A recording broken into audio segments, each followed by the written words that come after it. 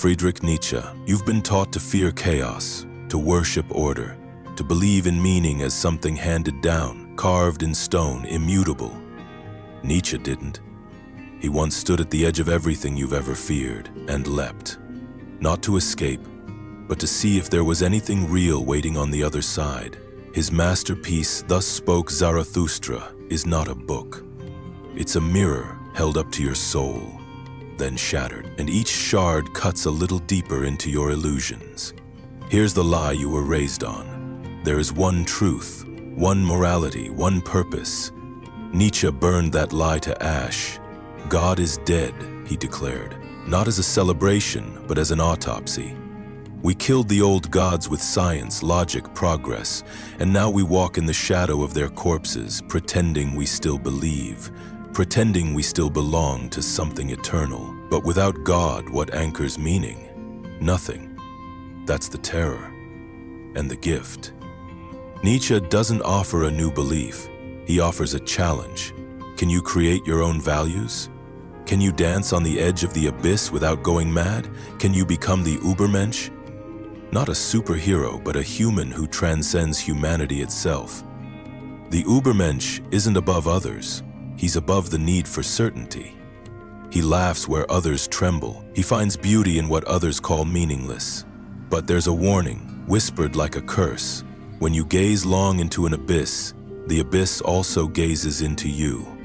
This is Nietzsche's paradox. To overcome nihilism, you must embrace it. Let it hollow you out. Let it peel away your borrowed beliefs until nothing remains but your raw will to become, to create, to destroy, to affirm life, not because it is sacred, but because you choose to sanctify it. And here's the final cruelty. Most people will never even try. They'll cling to systems, to dogmas, to comforting lies dressed as eternal truths, but not you. You've heard the abyss whisper and you're still listening. So now, step backward in time, into a cave where shadows dance and a philosopher waits to show you that everything you've ever seen is a lie. Plato, philosopher, you think you've seen the world, but what if every moment of your life has been spent watching shadows, flickering illusions projected onto the walls of a cave you never knew you were in? Plato didn't just suspect this, he knew it. In his Republic, he told a story, deceptively simple, endlessly unsettling. A group of prisoners, chained in a cave since birth, can only see the wall in front of them. Behind them burns a fire. Between the fire and the prisoners, puppeteers move objects that cast shadows on the wall. That's all the prisoners see, and to them, those shadows are reality. Now imagine one prisoner is freed. He stumbles out of the cave. The light blinds him. He sees trees, clouds, himself, and he realizes everything he ever believed was a lie. But here's the twist. When he returns to tell the others, they don't thank him. They mock him. They threaten him. Because truth, to the imprisoned mind, feels like madness. Plato's cave is not a myth. It's a diagnosis. You are that prisoner. Your senses deceive you. Your culture conditions you. Your mind filters reality through assumptions so deep you don't even know they're there. Plato wasn't just interested in politics or metaphysics. He was obsessed with awakening, with climbing from the darkness of belief to the blinding light of truth. But even truth has layers.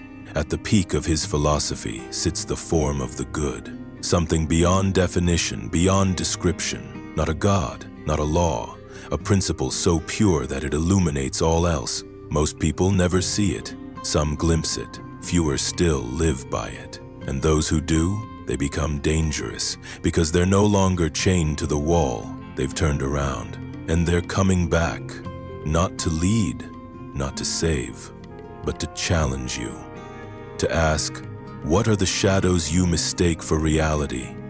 And now, as the echoes of Plato's cave fade, another whisper calls.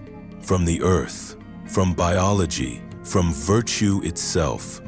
Aristotle is waiting. Aristotle, the architect of everything. You were born into a world that taught you to divide things. Mind versus body, science versus soul, facts versus values. But Aristotle saw through this illusion, not by rejecting the world, but by threading it together into a grand, living tapestry.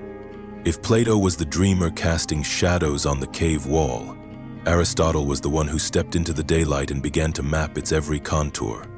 His mind was a cathedral, vaulted with logic, decorated with empirical insight, and echoing with questions that still haunt every discipline from ethics to physics. When you study biology, you are walking his paths. When you argue in syllogisms, you are speaking his language. And when you wonder about what it means to live a good life, you are staring into his mirror. In his Nicomachean Ethics, Aristotle didn't ask how to survive or even how to obey. He asked how to flourish, how to achieve eudaimonia, the kind of happiness that doesn't glitter, but glow. Not pleasure, not wealth, not fame, but a kind of alignment between your inner potential and outer action. A life where you are not simply living, but unfolding. For Aristotle, virtue wasn't abstract, it was practiced. It lived in the tension between extremes, courage balanced between cowardice and recklessness, generosity between waste and stinginess. Each day was a rehearsal for becoming your highest self, and this wasn't metaphor. It was biology, ethics, and metaphysics woven into a single, actionable philosophy. Aristotle's vision of reality was hierarchical, yet integrated. Everything had a purpose, a telos. An acorn doesn't just exist, it aims to become an oak. A violin string isn't just a thread, it's a potential note waiting for tension and release. And you are not a static object. You are a potential symphony, and every choice you make either sharpens your harmony or leads you out of tune. In a world obsessed with instant gratification, Aristotle reminds you that virtue is sculpted slowly, like marble, stroke by stroke, habit by habit, until the soul reflects the form of the good. But his genius extended beyond ethics. He categorized life, envisioned the movement of stars, dissected political systems, and even ventured into poetics, tracing the architecture of tragedy itself. He believed the universe was intelligible because it was ordered. Cause and effect weren't just patterns, they were principles. 4 causes defined everything: the material it was made of, the form it took, the force that brought it into being, and the purpose it was meant to fulfill. You, in this moment, have all 4 within you. Your body is your material, your habits shape your form, your parents, teachers, heartbreaks, and triumphs are your efficient causes. But the final cause, that's yours to define. And yet, for all his logic, Aristotle understood awe. He spoke of the unmoved mover, a first cause that sets all things in motion without itself being moved. Not a god of commandments or miracles, but of pure actuality, the thing that simply is and thus allows everything else to become. He didn't worship mystery, he revered it. He touched it, reasoned with it, and then bowed before it. Not as a priest, but as a philosopher in love with the cosmos. So the next time you feel scattered, pulled between what you want and what you ought to do, remember this: you are not meant to be a fragment. You are meant to be whole. And every act of thought, every ethical decision, every pursuit of knowledge is one more brick in the temple of your being. This was Aristotle's gift, not answers but a blueprint, not salvation but structure, not a god above but a reason within. Lao Tzu, the invisible river, let go. That's what Lao Tzu would whisper, not as command but as revelation. Let go of striving, of clinging, of naming, of needing. You've been taught to dominate your world, categorize it, shape it, master it. But in doing so, you've hardened. You've become rigid where you should have flowed, loud where you should have listened. The Tao Te Ching, his slender yet infinite book, is not a manual for action, but an invitation to unlearn. It doesn't give you answers. It dismantles your questions. And in the silence that follows, the Tao speaks. What is the Tao? You cannot grasp it, not because it's evasive, but because it's too fundamental. It is not a thing. It is that which allows things to be. It is the mother of 10,000 things. The invisible rhythm beneath all becoming.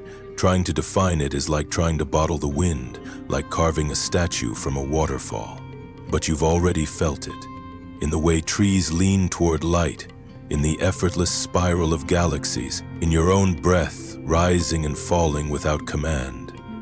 Lao Tzu saw this and called it the Tao. Not to own it, but to remind you, you are already swimming in it. Lao Tzu's genius was not in imposing structure, but in surrendering to it. The highest wisdom, he said, is like water. It nourishes all things without striving, flows to the lowest places without pride. The sage leads not by force, but by example. The best way to win is not to fight. The strongest position is yielding. These aren't paradoxes. They're truths you've forgotten in a world that worships effort. You think control brings security, but it only breeds tension.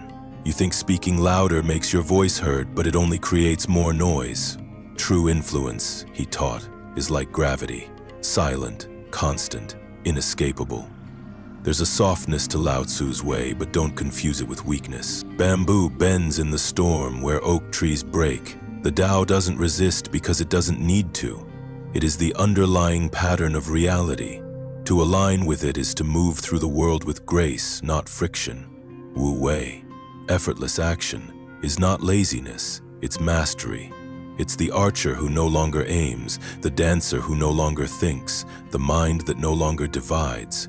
To act without forcing, to do without doing. That is the essence of Tao. And yet, this isn't just spiritual poetry. It's a radical political statement. Lao Tzu rejected empire, rejected rules piled upon rules, rejected the arrogance of knowing.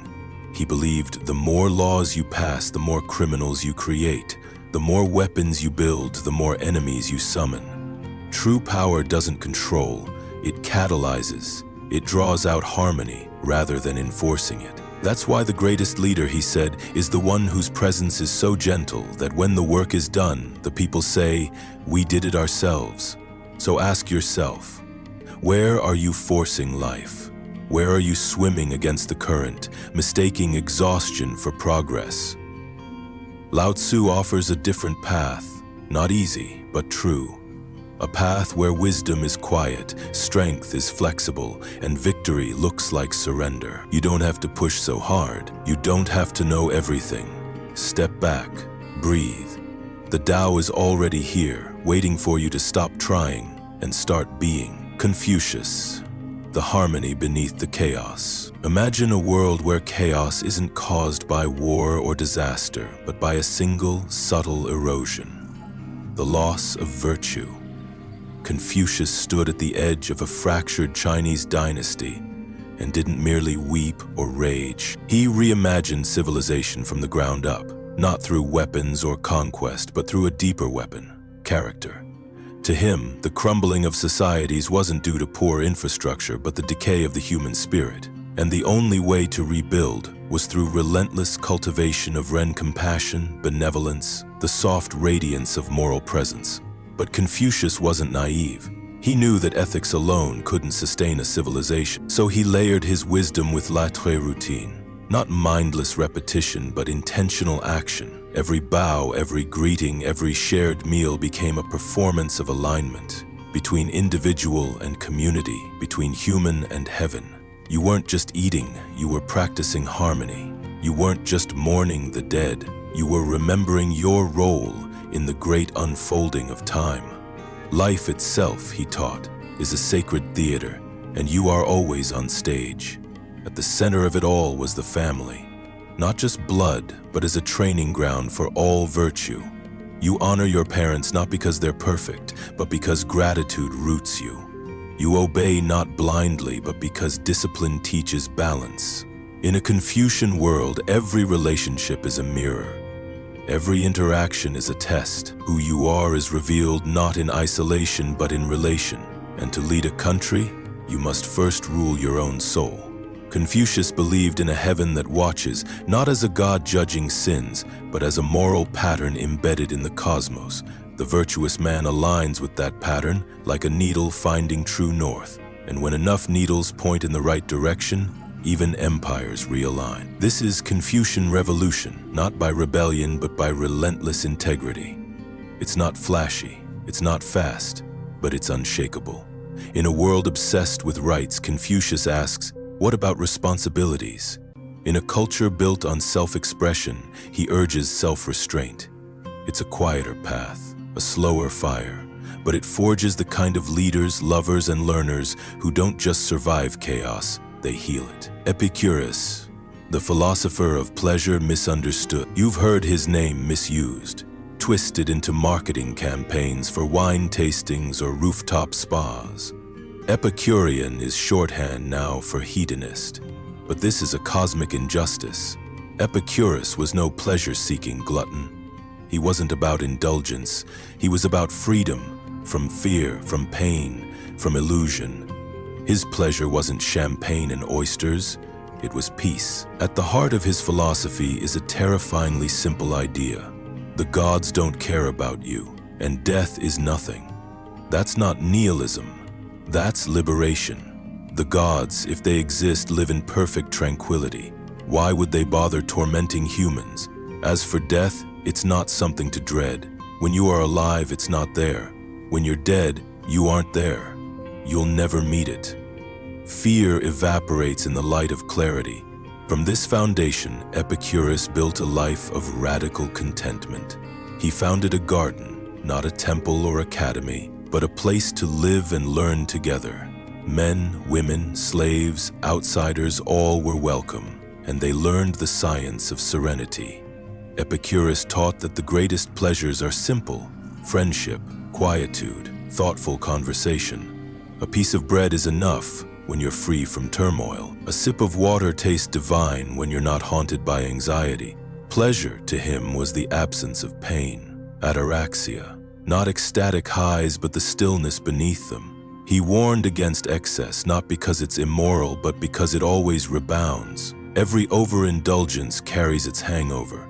Every craving becomes a chain. So the wise Epicurean isn't chasing sensations, he's curating them. He's cutting away everything that doesn't serve his inner equilibrium. In a world that equates pleasure with consumption, Epicurus offers a radical alternative.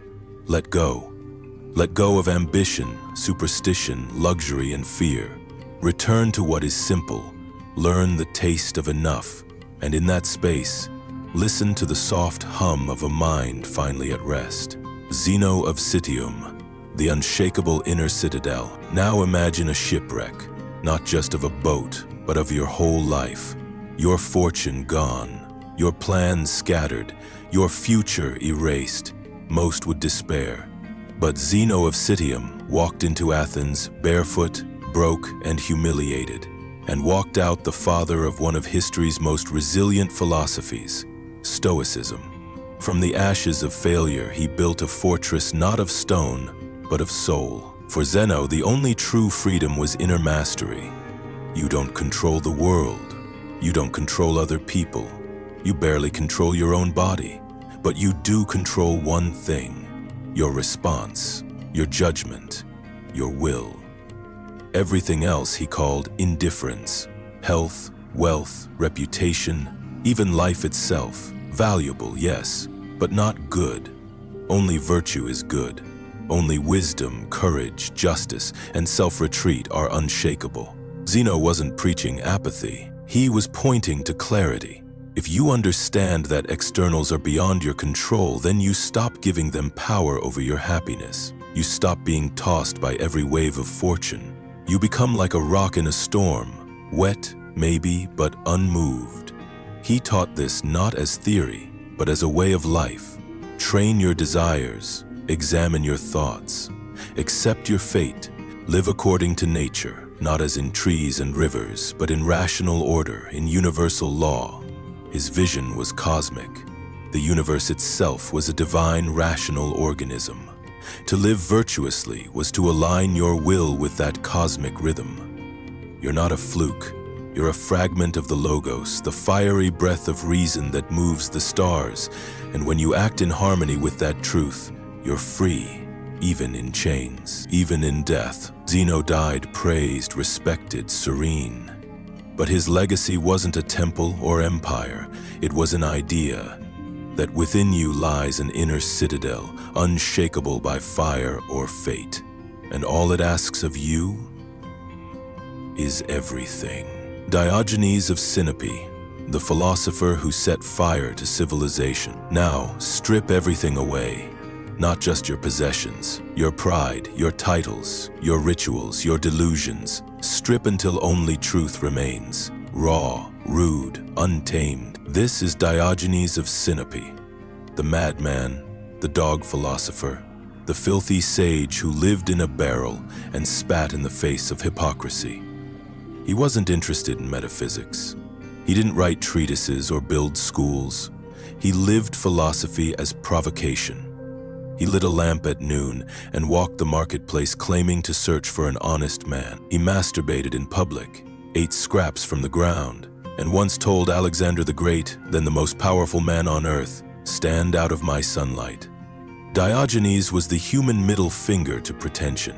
He followed no customs but those of nature. If dogs could defecate without shame, why couldn't humans? If clothes and coins are inventions, why live enslaved by them? He was a cynic in the purest sense, kainikos, like a dog. But his aim wasn't shock for its own sake, it was liberation. He believed society enslaved itself with artificial needs, etiquette, and lies. He wanted you to feel the weight of your illusions and to drop them like chains. To many, he was repulsive, but to others, he was a mirror, showing us how far we've drifted from simplicity, honesty, freedom. He offered nothing but himself. No gods, no doctrines, no comforts. Just a naked truth howling in the square. And maybe that's why people feared him, because in a world addicted to lies, truth is always obscene. Chrysippus, the flame within the order. If Zeno built the Stoic temple, then Chrysippus lit the fire in its heart. He was not just a philosopher, but a system builder, a mental architect who forged logic, ethics, and cosmology into an unbreakable chain of clarity. And yet his name is often buried beneath the fame of his predecessors. But let this be the moment you remember him, not as a footnote, but as the keystone. For it was Chrysippus who transformed Stoicism from a school of thought into a worldview. A lattice work of principles designed not just to instruct the mind, but to forge the soul. He believed that philosophy wasn't meant to be admired, it was meant to be lived. And to live well, you had to understand everything, from the turning of the stars to the impulses in your chest. His genius lay in integrating what others kept apart. Ethics, he argued, must grow from physics. You cannot know how to live until you know what you are. And you, in the Stoic cosmos, are not an accident. You are a spark of the Logos, the rational fire that breathes through all things. Fate is not a chain that binds you, but a pattern that holds you. Your freedom lies in understanding that everything happens, not to you, but through you. Chrysippus's contributions to logic were staggering. He refined propositional logic with surgical precision, drawing from paradox and probability to craft mental defenses against the chaos of false reasoning. His was not logic as cold abstraction, but as armor, each syllogism a shield against manipulation, confusion, delusion. To think clearly was not just to be accurate, it was to be free, to be divine. The gods, after all, were nothing more than reason perfected. But his ethics were perhaps more radical still. Pleasure, irrelevant. Pain, temporary. Reputation, illusion. The only true good was virtue, the harmony of your will with reason. The sage in Chrysippus's mind is not a fragile creature of mood or misfortune. He is fireproof, not because he avoids the flame, but because he has become it. No insult wounds him, no loss disorients him. He wants only what the universe gives because he trusts its logic as he trusts his own breath. This is not indifference. This is spiritual integrity. And if that sounds inhuman, remember this. Chrysippus was no monk in a tower. He wrestled with life. He trained the mind like a bodybuilder sculpts muscle, day after day with unrelenting precision. He knew how easy it was to speak virtue and live vice. So he wrote, taught, argued. Hundreds of texts, most now lost, poured from his pen. He taught that philosophy is not about knowing that you should be good. It is about practicing how to be good, even when every nerve screams otherwise. His death, fittingly, was absurd. It said he laughed himself to death after watching a donkey eat his figs. But what a way to go, killed by comedy, a stoic undone by joy.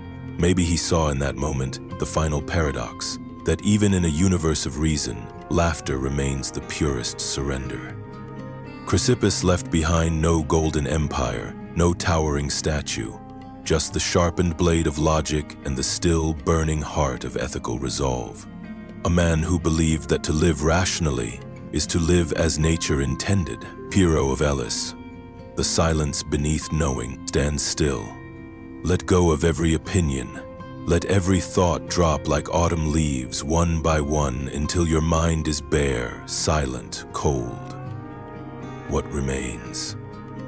Not chaos, not confusion, but a strange, crystalline stillness. This was the gift of Pyrrho of Elis, the father of skepticism, the man who stared at knowledge itself and whispered, "You know nothing."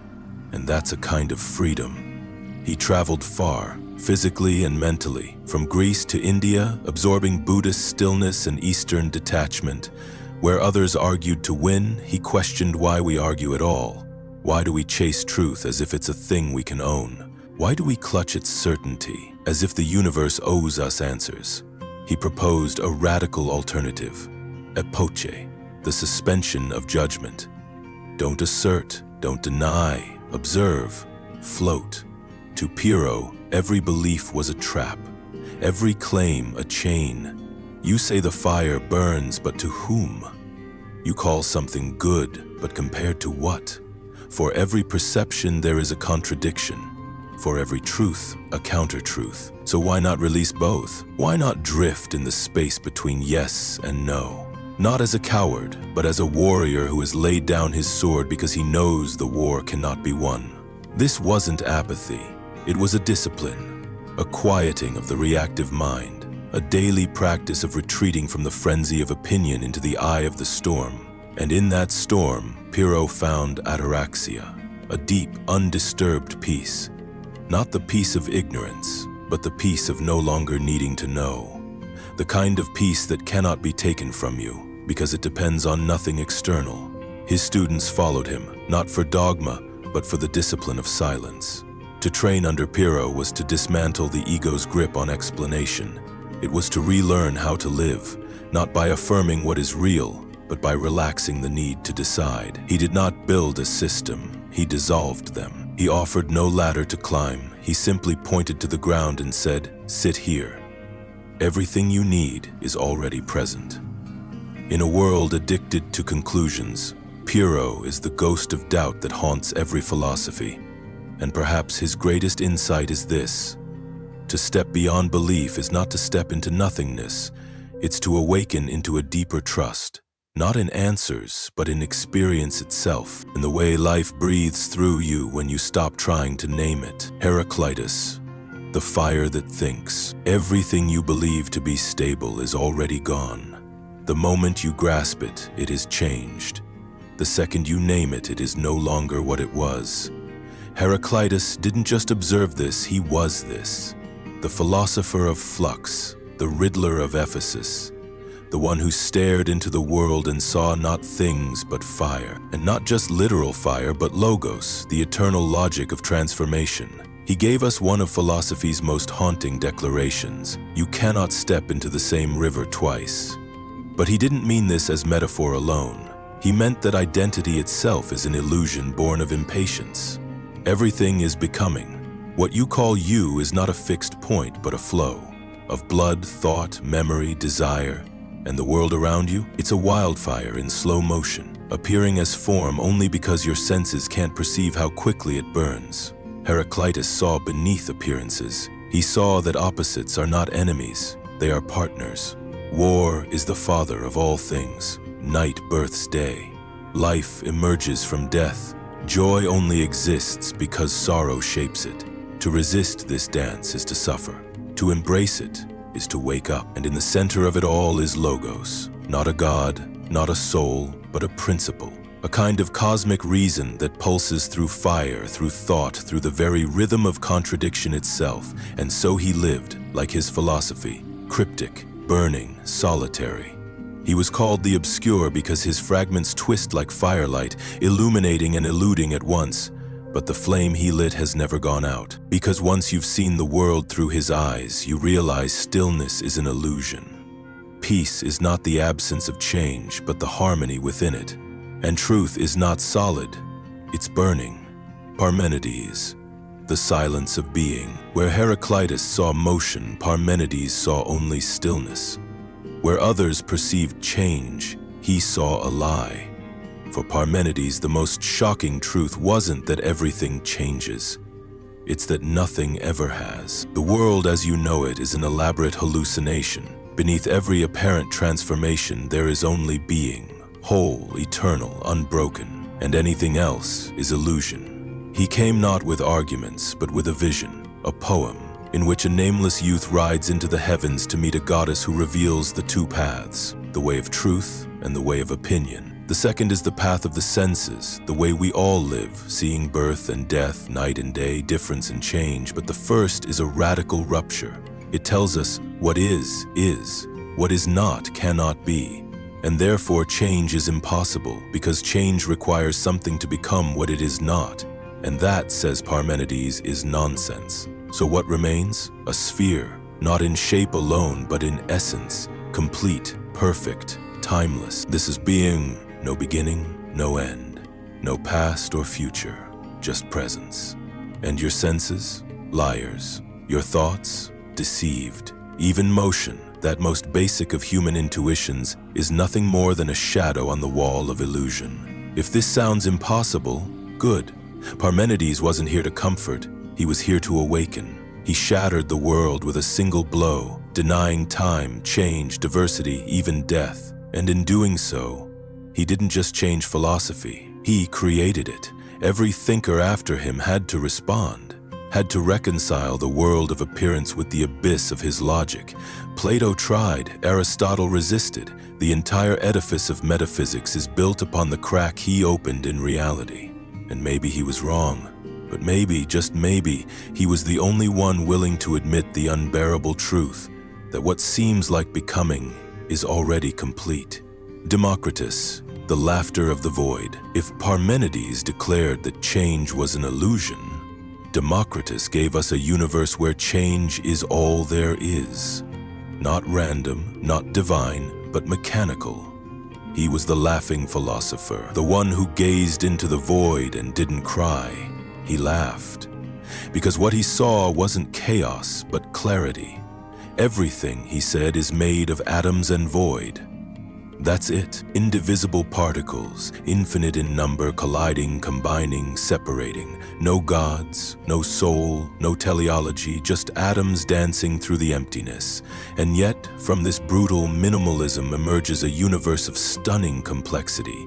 Stars, bodies, language, love. All illusions, yes, but consistent ones.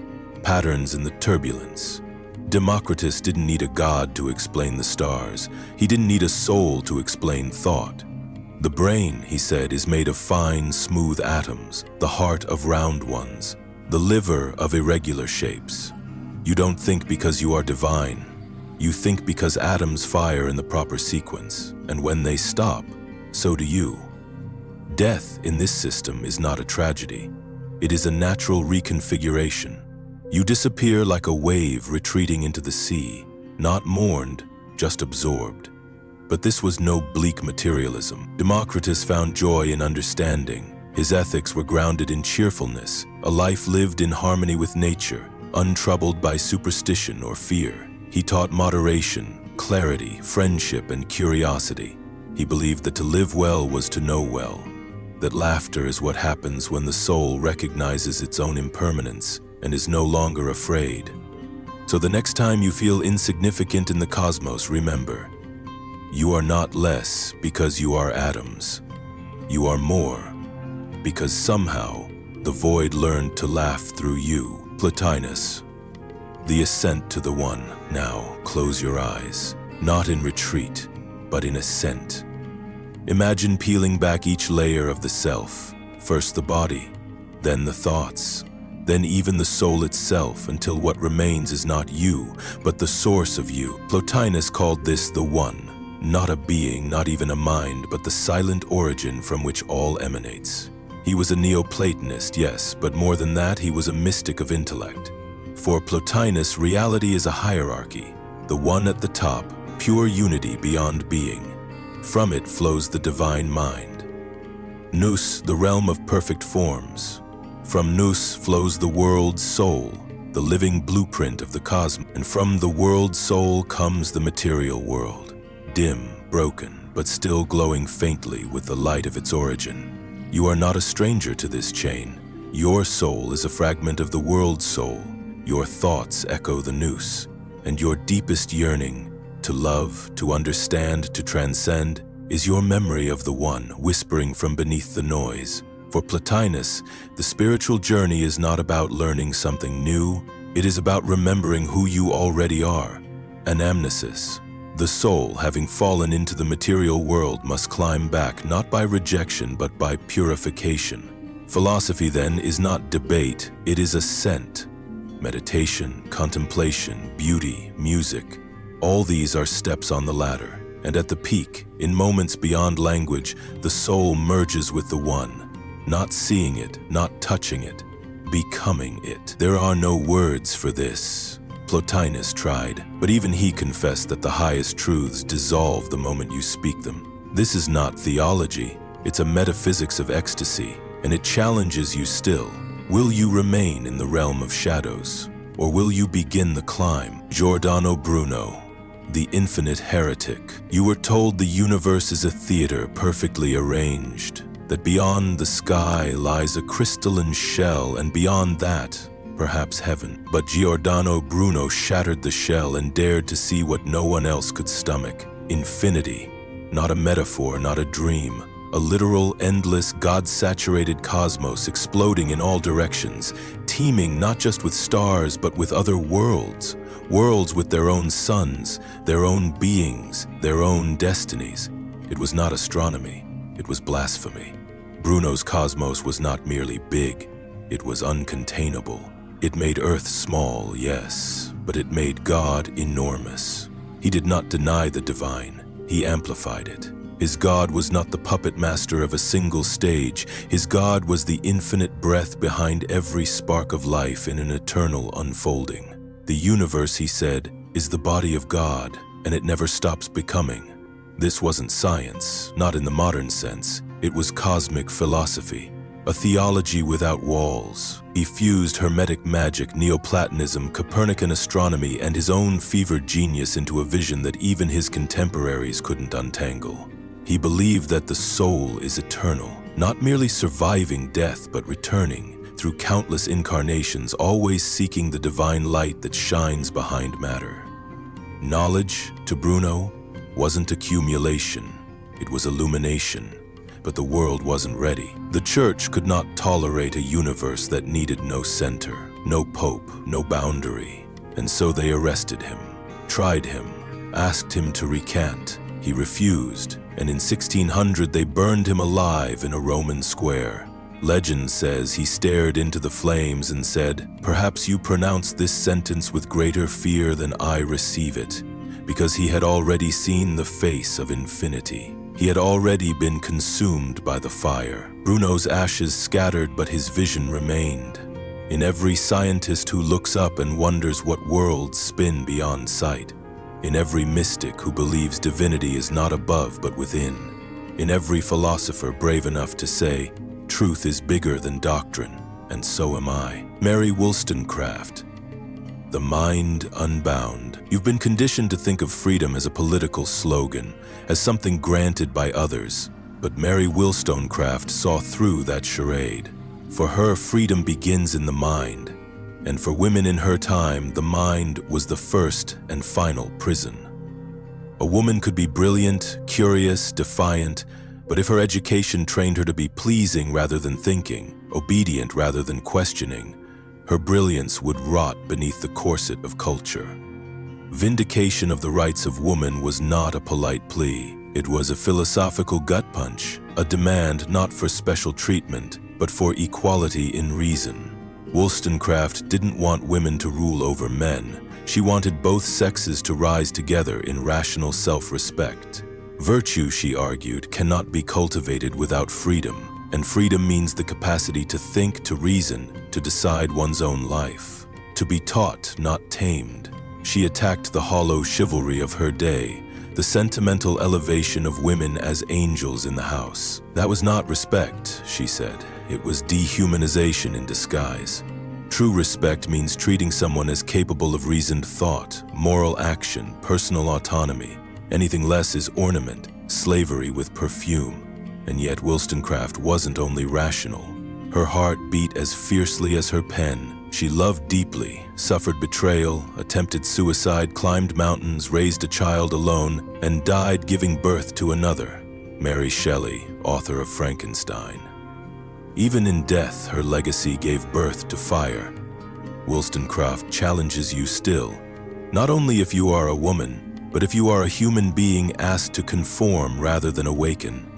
She whispers that every soul has the right and the responsibility to rise, to question, to claim their mind back from the prison of social expectation. And once that is done, all other chains will break on their own. Moses Maimonides, the hidden architecture of truth. What if the truth is too sacred to be spoken directly?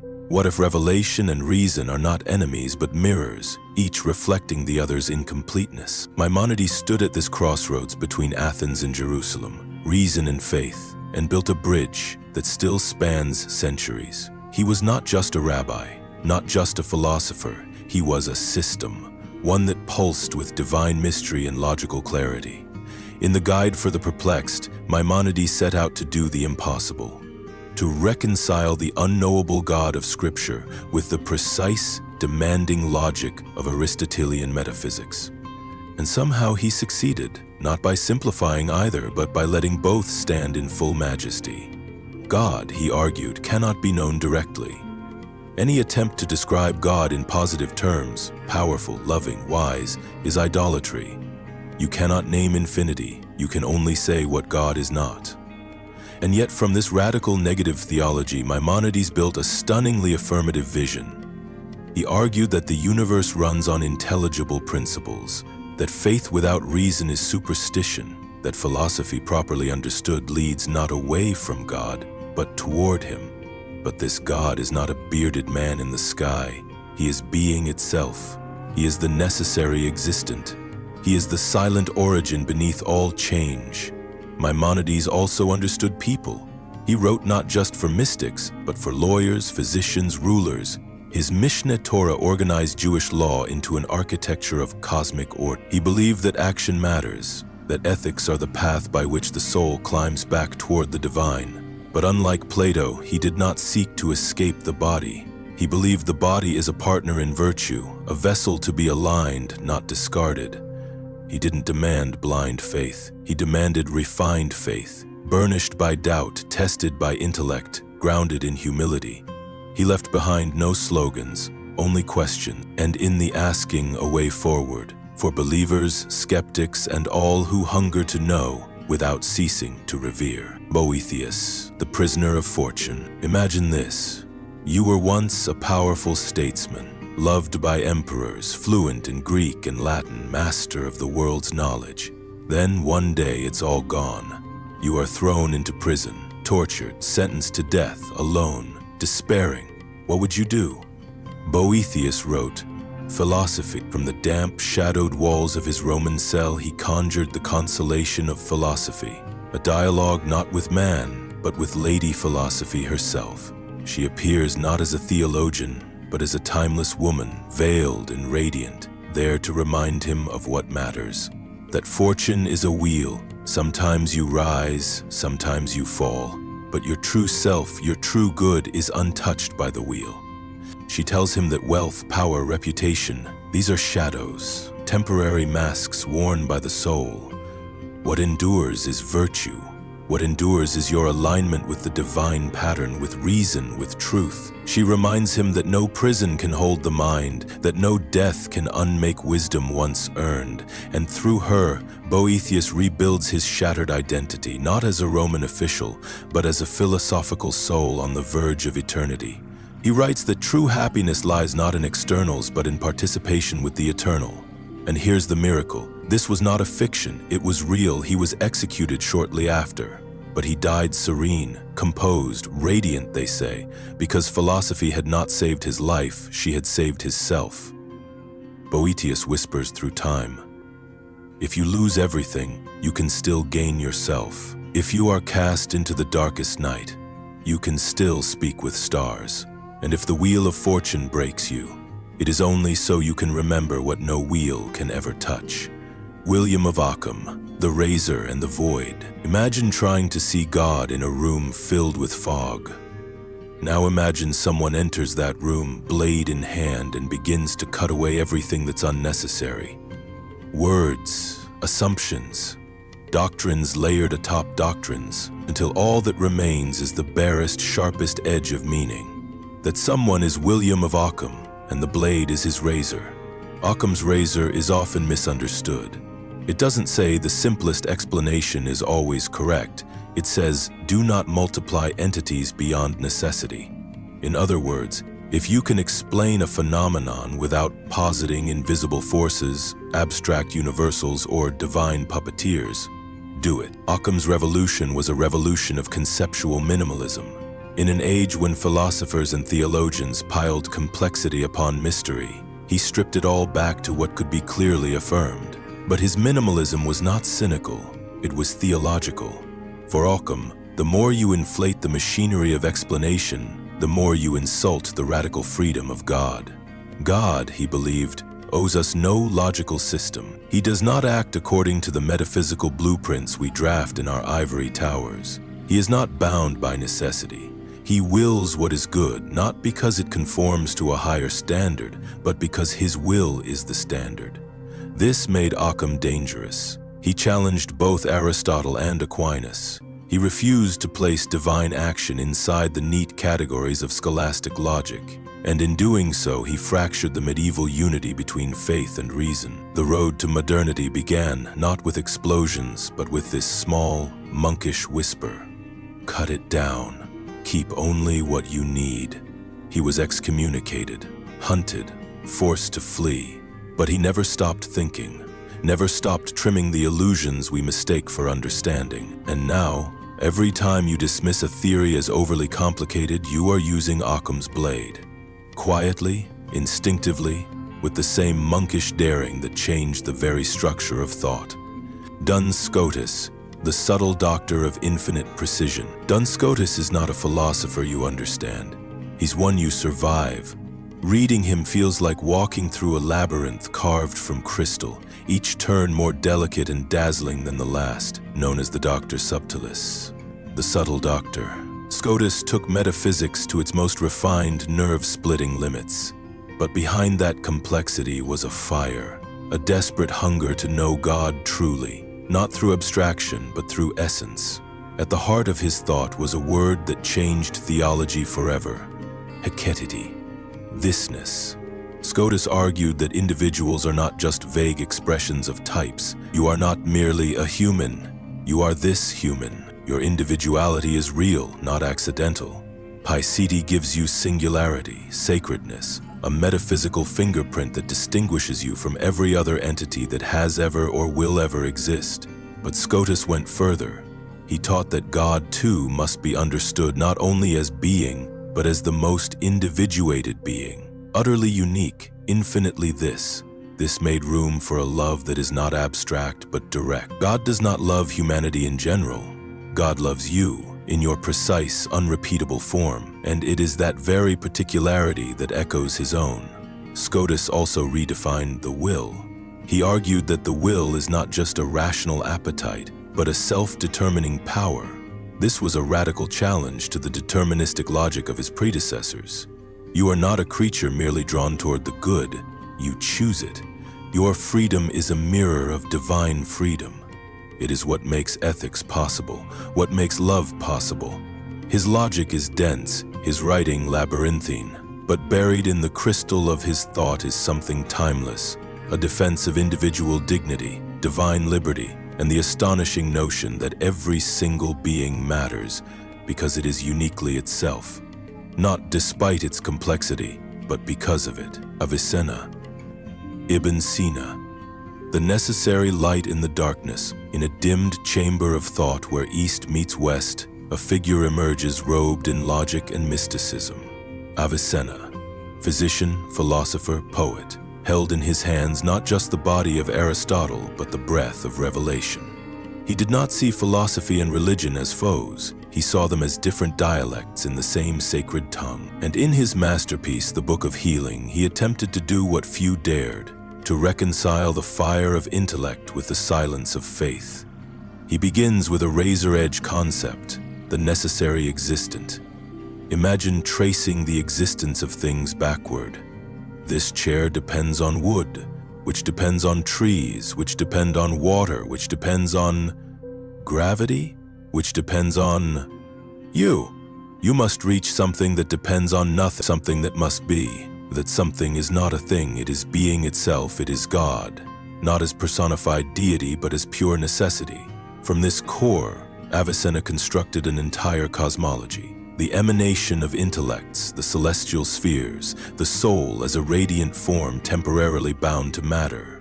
He described the active intellect, a kind of divine intermediary, the light that awakens reason in the human mind. You do not generate thought, he said, you receive it, like light illuminating a mirror. Avicenna also believed that knowledge is a kind of remembrance. The soul has seen the truth before embodiment. Learning is not acquisition, it is recollection, a lifting of the veil. This placed him in harmony with Plato, but also elevated Islamic thought to a metaphysical crescendo rarely equaled. He wasn't just a bridge between Greek and Arabic philosophy. He was a constellation of his own. To read him is to feel philosophy breathe, to feel the divine is not distant but necessary, and to sense that your own intellect, in its quietest moment, may be touching the edge of eternity. Anselm of Canterbury. The proof hidden in the mind. Close your eyes. Picture God, not in form, but in concept. Now imagine that what you are picturing is not just an idea in your mind, but something that must exist, because non-existence would contradict its perfection. You have just stumbled into Anselm's ontological argument, one of the strangest, boldest, and most misunderstood ideas in the history of thought. Anselm was a mystic logician, a monk who loved both devotion and deduction. He didn't seek to prove God to skeptics. He sought to articulate why belief in God is rationally unavoidable. His argument was this: God is that than which nothing greater can be conceived. But to exist in reality is greater than to exist only in the mind. Therefore, God must exist not just in the mind, but in reality. Otherwise, he would not be the greatest conceivable being. This seems circular. It seems too neat. But what Anselm was trying to do wasn't trick you. It was to trap you in a corner of your own reason where existence becomes a necessary predicate of perfection. He wanted to show that if you truly conceive of God, you are already halfway to affirming him. But Anselm was more than a philosopher. He was a soul in agony over the gap between what is and what should be. His proslogion is not just argument, it is prayer. It is the cry of a mind seeking union, not domination. I do not seek to understand in order to believe, he wrote, but I believe in order to understand. Faith was not an enemy of reason. It was its engine. He taught that God is not only the source of being, but the very standard of justice, of truth, of love. And in that concept, so severe, so infinite, Anselm glimpsed the only peace that could satisfy the restless mind, a peace where logic kneels before mystery, and mystery smiles back. Thomas Aquinas, the architect of divine order. Picture a mind so vast, it could hold both Aristotle and Christ without contradiction. A mind that did not just believe, but understood. This was Thomas Aquinas, the angelic doctor, whose Summa Theologica remains one of the most awe-inspiring syntheses ever attempted. Not a blending of philosophies, but a cathedral made of thought, each concept a stone, each argument a flying buttress suspending the infinite above the finite. Aquinas didn't seek to tame faith with reason. He sought to illuminate faith through reason. For him, the truths of revelation and the truths of nature could not contradict, because both were authored by the same God. One speaks through Scripture, the other through the structure of the cosmos. To To study either is to worship, and the more precise your inquiry, the more profound your awe. He was a metaphysician of the highest order. He believed that everything that exists has esse, being, and essentia, essence, a distinction that separates actuality from potentiality, matter from form. God in this schema is pure act, actus purus, the only being whose essence is existence. Everything else is contingent. Everything else is a question mark built on a necessary period.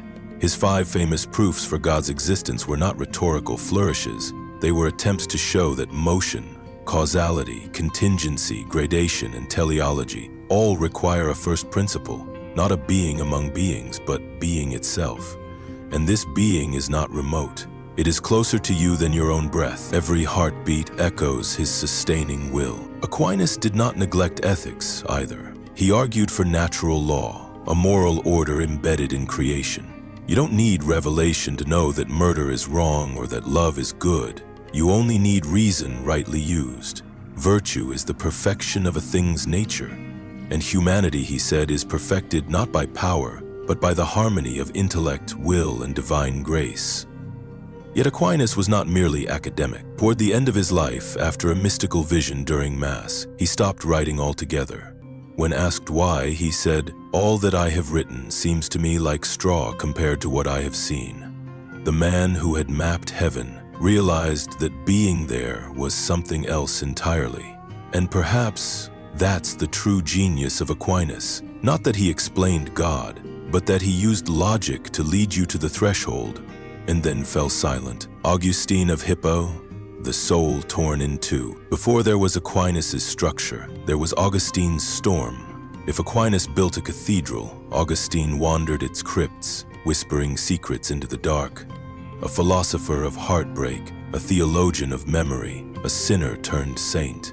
His Confessions remain one of the most intimate and shattering documents in Western thought, not because of what he claimed to know, but because of how nakedly he searched. His early life was chaos, a thirst for status, lust, applause. He pursued Manichaean dualism, rhetoric, ambition, and yet something deeper kept pulling at him. A sorrow, a homesickness. "Our hearts are restless," he wrote, "until they rest in thee." That line alone contains 1,000 lifetimes of longing.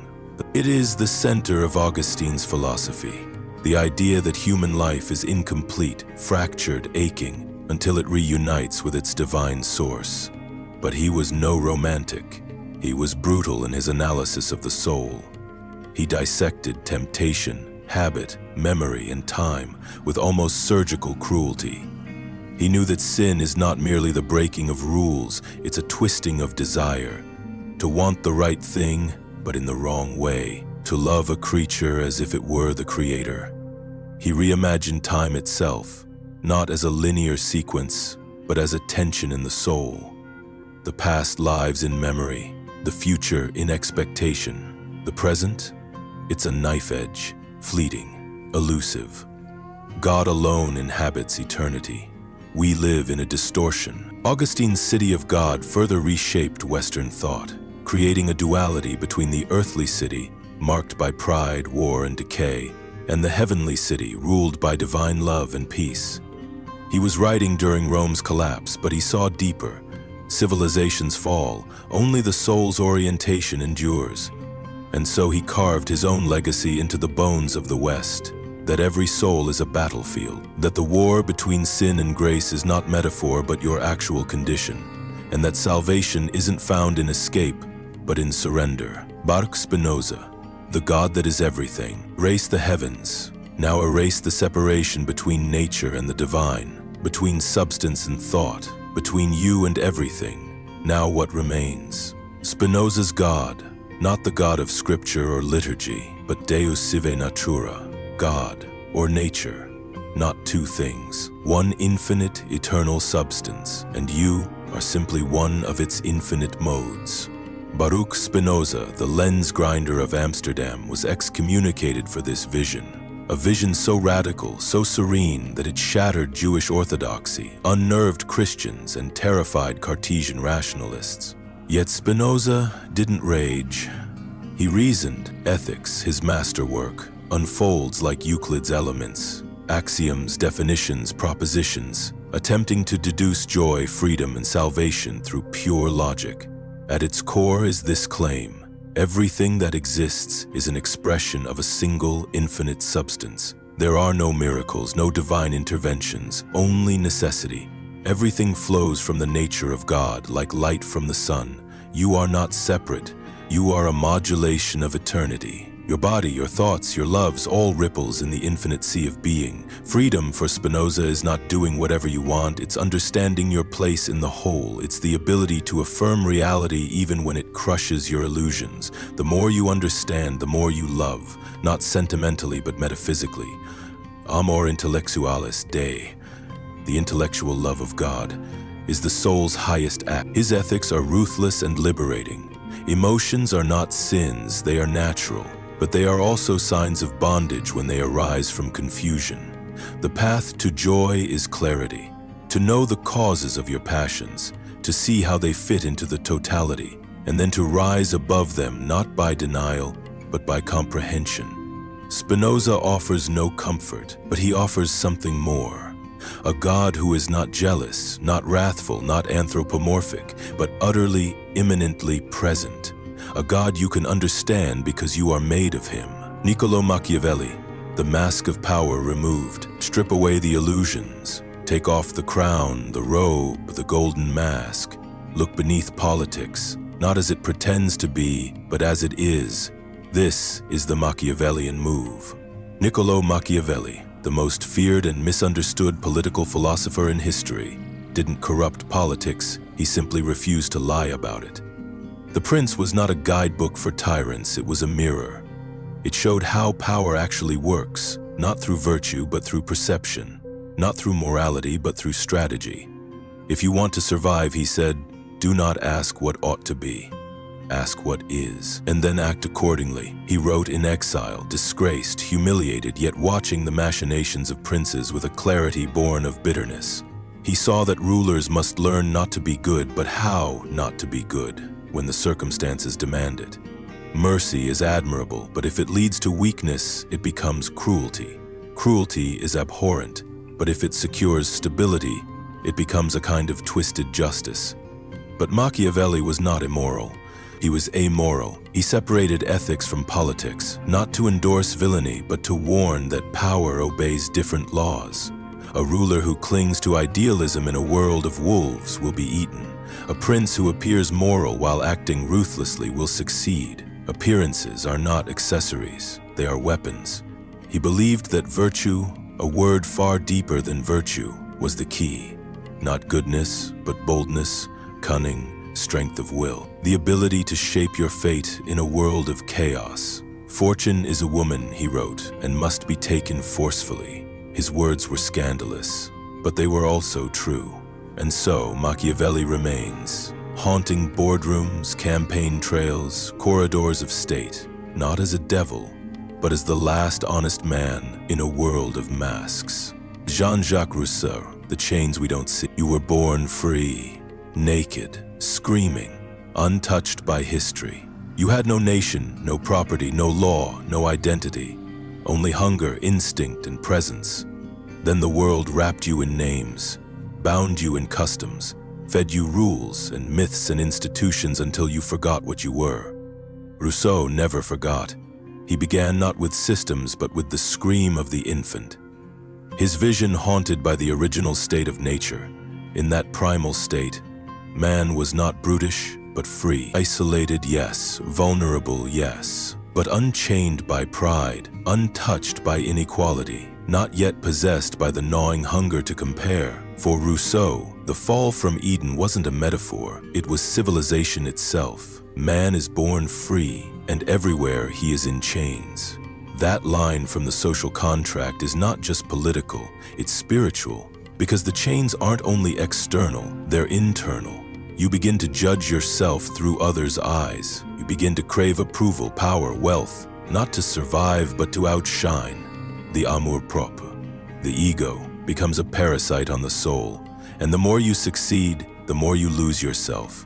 But Rousseau didn't retreat into primitivism. He believed that true freedom could be reconstructed, but only through a radical new kind of social contract, not the kind where you surrender your will to a ruler, but one where each person gives themselves to the whole and in return becomes part of a general will that expresses the shared good. In obeying the law, you obey yourself, not as a private being, but as a moral citizen. This is not libertarianism, it's not dictatorship, it's a paradox. The only way to be truly free is to belong completely. This is Rousseau's great gamble, that society can make you not less human, but more, if it's built on true equality, true participation, true sovereignty. But Rousseau was tormented. He burned friendships, imagined conspiracies, exiled himself. Because he understood something that still haunts us. Even when we know the truth, we may be incapable of living it. Thomas Hobbes, the Leviathan of fear. There is no light in Hobbes' vision, no innocence, no noble savage. Only the raw fact of human appetite, teeth bared, fists clenched, desperate to live one moment longer than the next man. In Leviathan, Hobbes constructs a portrait of human nature so cold, so brutal, it has never stopped terrifying readers. He begins with a simple question. What are we? Without government, without law, police, courts, custom. Not elevated beings, not social creatures, we are predators, equal in our ability to kill, equally vulnerable, equally afraid. And from that fear arises suspicion. From suspicion, violence. From violence, a state of war. A war of all against all. Life, Hobbes declares, in this state is solitary, poor, nasty, brutish, and short. It is not morality that saves us, it is power. To escape the terror of mutual destruction, we contract. We yield our natural rights to a sovereign, a Leviathan made of the collective will of the people, who alone holds the sword. This ruler need not be kind, only strong. Only effective, because the alternative is chaos, not theoretical chaos, blood in the streets chaos. Hobbes redefines freedom not as autonomy, but as non-obstruction. You are free when the law allows you to act, but the law must be absolute. Otherwise it fractures, and the wolves return. This is not tyranny for its own sake. It is the necessary price of peace. But in this grim architecture, there's also clarity. Hobbes was one of the first to ground political order not in divine right or custom, but in the raw physics of self-interest and fear. He saw power for what it is, a fragile structure holding back the abyss, and in that vision he built the first true modern theory of sovereignty. You may not like his world, but if you live in one governed by law, Hobbes is whispering in its foundation. John Locke, the architect of liberalism. In Locke's hands, the social contract becomes less of a leash and more of a ladder. He begins, like Hobbes, in a state of nature. But his nature is not a war zone, it's a commons, a place of reason, cooperation, and natural rights. Life, liberty, and property. These rights are not granted by kings or parliaments, they are yours, as inviolable as your breath, as sacred as your skin. Locke's most explosive idea? That government is a trust. It exists by consent of the governed, and its sole purpose is to protect your natural rights. If it fails to do so, if it becomes corrupt, oppressive, tyrannical, you have not only the right but the duty to dissolve it. This is not rebellion. It is moral hygiene. His theory of property was revolutionary. You own your labor. You mix your labor with the world. Thus you own what you produce. This idea lies at the root of capitalism, but also at the heart of human dignity. No divine hierarchy, no feudal bondage, just free individuals, making value through work and reason. Locke also transformed epistemology. In an essay concerning human understanding, he rejected innate ideas. The mind, he said, is a blank slate, a tabula rasa, written upon by experience. This was the death knell for divine predestination and the dawn of modern empiricism. Truth isn't downloaded, it's earned. His vision helped birth revolutions. In America, in France, in hearts around the world that hungered for a society built not on fear but on freedom as a birthright. But even Locke faltered. His toleration excluded atheists. His liberalism lived alongside colonialism. Yet his central cry still echoes, "You are not property, you are a person, and no one owns you, not even the state." John Stuart Mill, the guardian of liberty. Mill was a prodigy raised in a philosophical greenhouse, tutored by his father in logic, Greek, Latin, and utilitarianism. He was built for greatness, but it nearly broke him. At 20, he collapsed into depression. The equations didn't comfort him. The logic felt hollow. And from that crisis emerged a thinker who defended not just the good, but the soul. Mill's genius lies in On Liberty. His defense of individual freedom against the tyranny not of kings, but of the majority. He argued that society is not merely oppressive through laws, but through conformity, through shaming, through soft control, and that the individual must be protected, not only from coercion, but from cultural suffocation. His harm principle is deceptively simple. The only reason to limit liberty is to prevent harm to others, not offense, not immorality, only harm.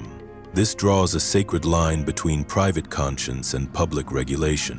Without this line, Mill feared, democracies would become soft prisons, each citizen a warden to the other. But Mill also revised utilitarianism. He distinguished between higher and lower pleasures. Not all joys are equal. Reading Shakespeare is not the same as eating a cake. A pig may be content, he said, but it is better to be a human being dissatisfied than a pig satisfied. Quality matters.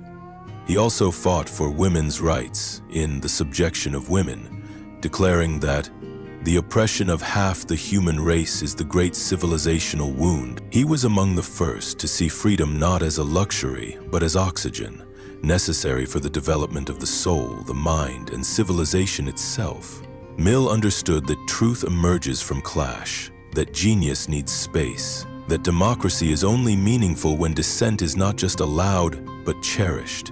And in that defense of individuality, he gave liberty its most passionate, poetic defender. Soren Kierkegaard, The Leap into the Abyss. There are moments in your life when logic breaks, when no calculation can save you, when every path ends in vertigo.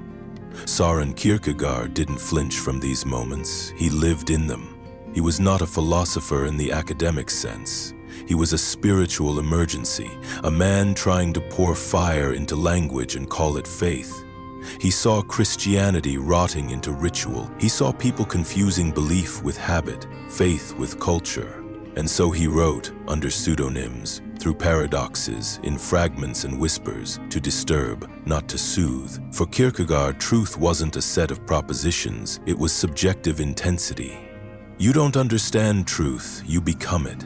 In Fear and Trembling, he tells the story of Abraham, not as a saint but as a paradox. God commands him to kill, and Abraham obeys, not because it makes sense, but because he takes a leap of faith beyond ethics, beyond reason. This is the teleological suspension of the ethical, a terrifying idea, that there may be a higher truth than morality, but one only accessible through absolute inward commitment. Kierkegaard did not glorify irrationality.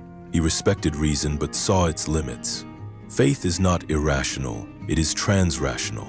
It begins where reason ends, in the space where you stand alone before eternity, responsible for your choice, with no assurance beyond your trembling yes.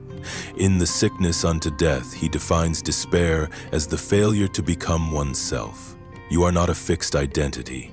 You are a task, a synthesis of the finite and infinite, the temporal and eternal. When you flee from this responsibility, you become hollow. Only by facing despair can you be reborn into authentic selfhood. Kierkegaard speaks not to the herd, but to you alone, late at night, when the room is silent and your soul begins to whisper. He doesn't offer peace, he offers the mirror and the terrifying freedom of becoming what you are. Georg Wilhelm Friedrich Hegel, The Dialectic of Everything. You are not who you were yesterday, and the world you live in is not the same world it was a moment ago. For Hegel, this is not poetry, it is ontology. Reality itself is a process, a becoming. And that becoming follows a logic deeper than cause and effect. It follows the dialectic, thesis, antithesis, synthesis. Everything is contradiction, unfolding into higher unity. Hegel's thought is a vast, swirling cosmos. In the phenomenology of spirit, he maps the journey of consciousness, from immediate sense perception to self-consciousness to reason to spirit to absolute knowing.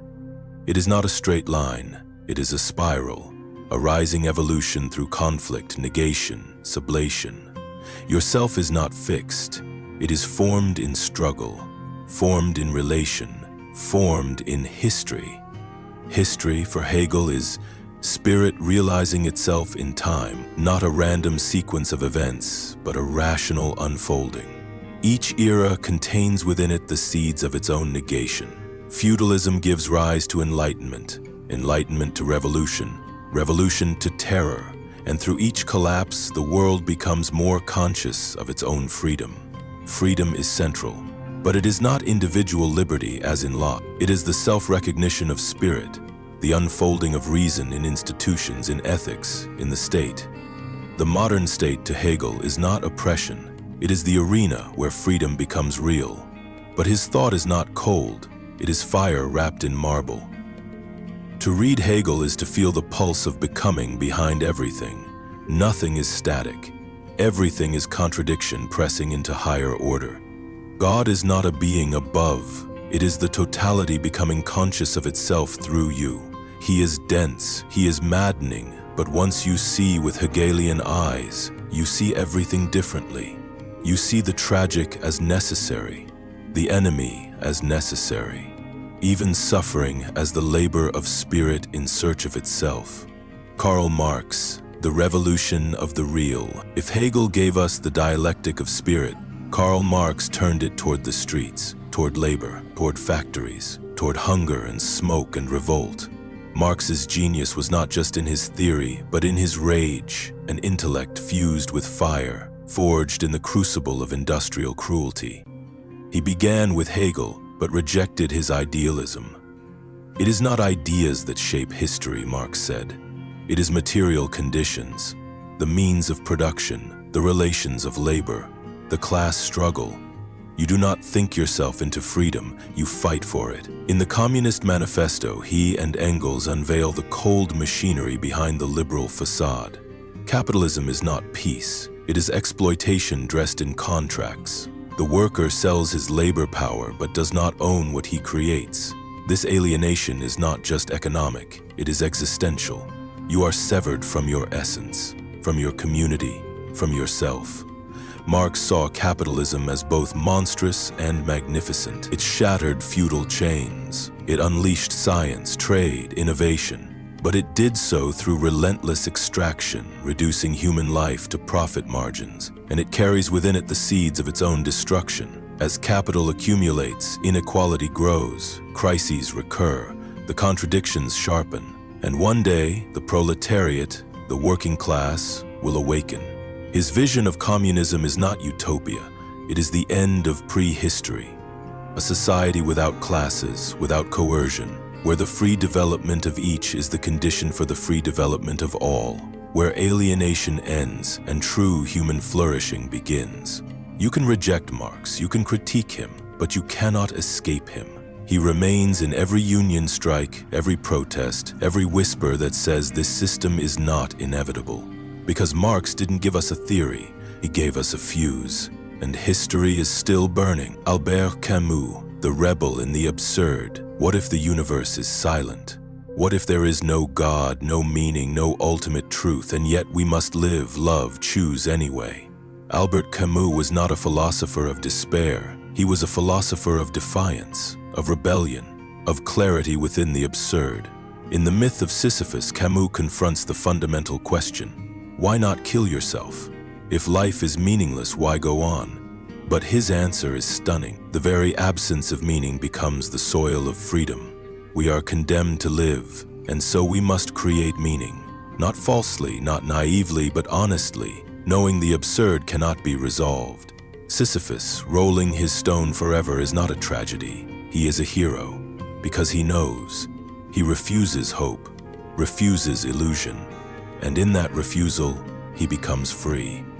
Camus believed in lucid rebellion, not destruction for its own sake, not hope as delusion, but a fierce, clear-eyed embrace of life without guarantees. In The Rebel, he maps the space between submission and nihilism. Rebellion is the demand that life have value, even when the universe says nothing. It is an act of solidarity, not in dogma, but in shared suffering. He wrote not just of theory, but of plague, war, execution. He saw the human being at its most fragile and insisted on dignity, on love, on a beauty that asks for nothing but your attention. Camus whispers that life is not a puzzle to solve, it is a mystery to live, and the most courageous act is to live it without appeal. To say yes, not to illusions, but to the raw, unvarnished truth. And still to smile. Simone de Beauvoir, Becoming Woman, Becoming Free. You are not born anything, not a man, not a woman, not a role. You become. Simone de Beauvoir looked at the scaffolding of society and saw a deeper construction. Gender as destiny, not by biology but by myth. In The Second Sex, she dismantled the idea of womanhood as essence. One is not born but rather becomes a woman. That sentence detonated a century of assumptions. She didn't seek equality within the existing terms, she questioned the terms themselves. What does it mean to be woman when man is considered default and everything else deviation? From biology to psychoanalysis, from Marx to Sartre, she examined every framework and found that women were always the other, defined not by who they are, but by how they differ from male norms. But her genius wasn't merely critique, it was existentialist. De Beauvoir believed freedom is the core of human being. To be human is to be a project, a becoming. And any system that reduces a person to object, be it through marriage, motherhood, beauty, or femininity, is a violation of that freedom. She chronicled the ways in which women's consciousness is shaped by their positioning, trained to please, to wait, to serve, to internalize judgment. Liberation for de Beauvoir isn't found in mimicking masculinity. It's found in transcendence, in asserting your subjectivity in a world that keeps trying to turn you into scenery. Yet she didn't abandon love or ethics. She wrote of ambiguity, how human relations must navigate between freedom and connection. Her feminism was not separatist. It was a demand. Meet me as an equal consciousness, or don't meet me at all. She was lover, philosopher, novelist, activist, but above all, she was a mirror held up not just to women but to every self that has ever felt the weight of someone else's expectation pressed into its skin. Judith Butler, The Performativity of Identity. Imagine if your identity, your gender, your selfhood is not something you are, but something you do, repeatedly, ritualistically, performed so convincingly that even you believe it. Judith Butler didn't merely deconstruct gender, she unraveled its performance, revealed its staging, and turned identity from essence into act. In Gender Trouble, she introduced the world to gender performativity, not performance, as in putting on a mask, but performativity, as in language that creates what it names. When a judge says, "I sentence you," they don't describe reality, they produce it. Gender, Butler argued, works the same way. Man and woman are not descriptions of biological fact. They are norms, reinforced through repeated acts, enforced by cultural expectations, and punished when violated. This idea shattered the binary. It made visible what had always been hidden, that the categories we live by are not natural but constructed, through discourse, through power, through policing and repetition. And once you see this, you can never unsee it.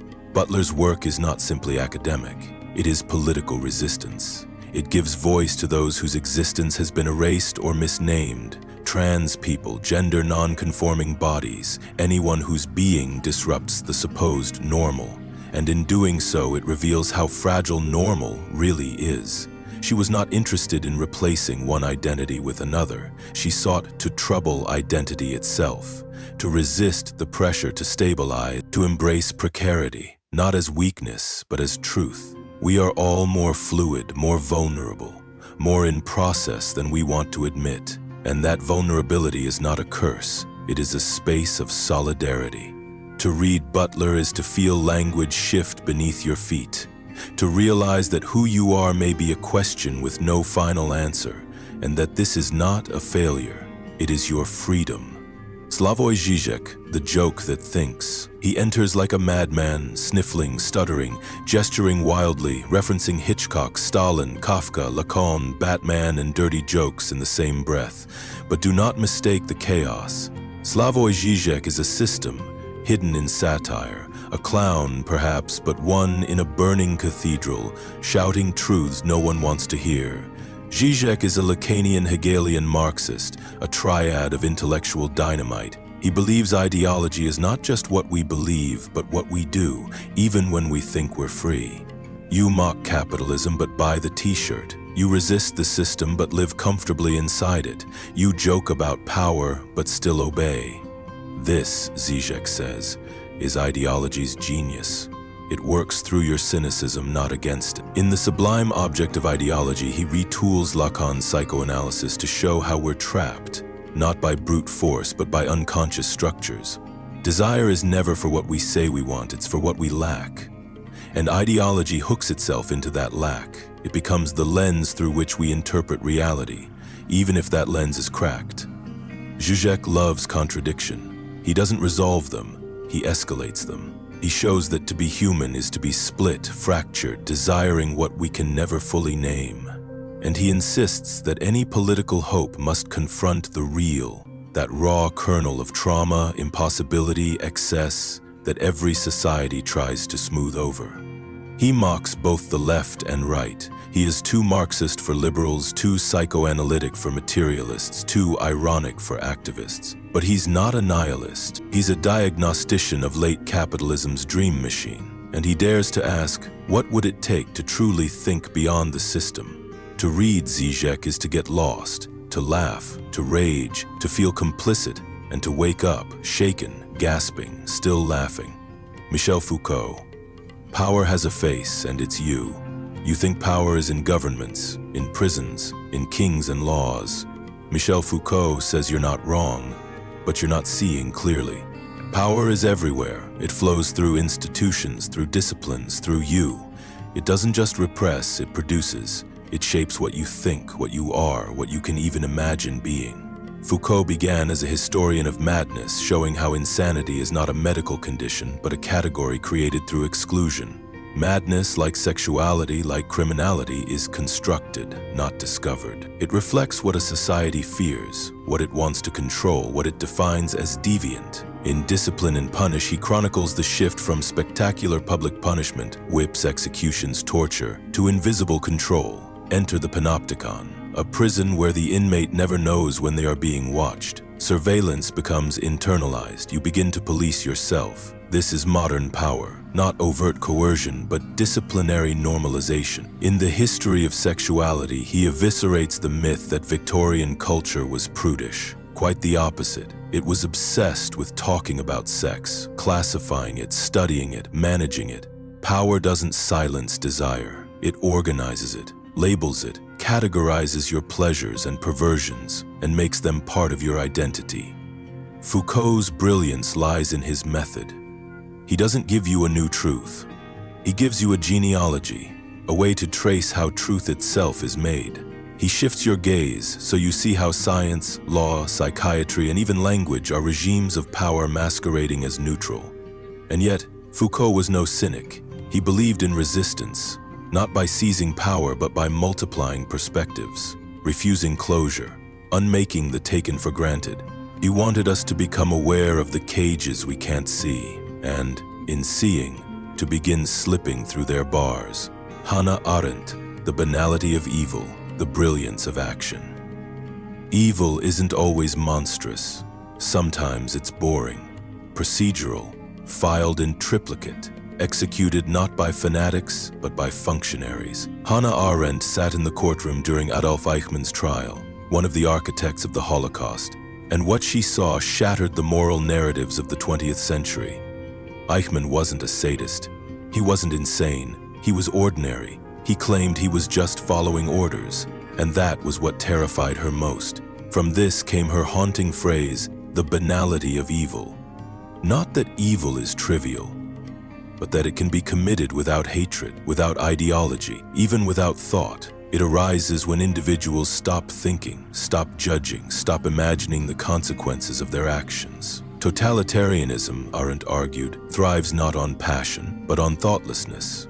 But she didn't stop there. In The Human Condition, she reimagined political life, not as law and policy, but as natality, the capacity to begin something new. Humans, she said, are not defined by labor or consumption, but by action. The ability to appear, to speak, to create unpredictable change in the shared space of the world. Vita attiva, the active life, is what makes politics sacred. She divided human activity into labor, the maintenance of life, work, the creation of things, and action, the birth of meaning through speech and plurality. Totalitarianism erases that plurality. It demands sameness, silence, submission. But freedom, for Arendt, is not freedom from, it is freedom with. It happens between people, in public space, where the self becomes real only through encounter. Exiled, stateless, often misunderstood, Arendt was relentless in her defense of dignity, judgment, and political hope. She demanded that we face history without blinking, not to despair, but to begin again. Because to be human, she reminds us, is to appear, to act, to refuse the safety of invisibility, and in doing so make the world new. Theodor Adorno, Beauty After Auschwitz. To write poetry after Auschwitz, he said, is barbaric. But Theodor didn't mean silence. He meant that aesthetic comfort is betrayal. That after genocide, after mechanized murder, after fascism wrapped itself in Beethoven and Goethe, we could no longer pretend that culture and barbarism were opposites. The Enlightenment, Adorno argued, had failed, not because it lacked reason, but because it turned reason into domination. In Dialectic of Enlightenment, co-authored with Max Horkheimer, he exposed how rationality, once seen as liberating, had become a totalizing force. Science, capitalism, bureaucracy, all claimed neutrality, but in fact they reproduced instrumental reason, a logic of control, efficiency, domination. The same logic that builds factories builds death camps. Culture, he said, had become industry, the culture industry.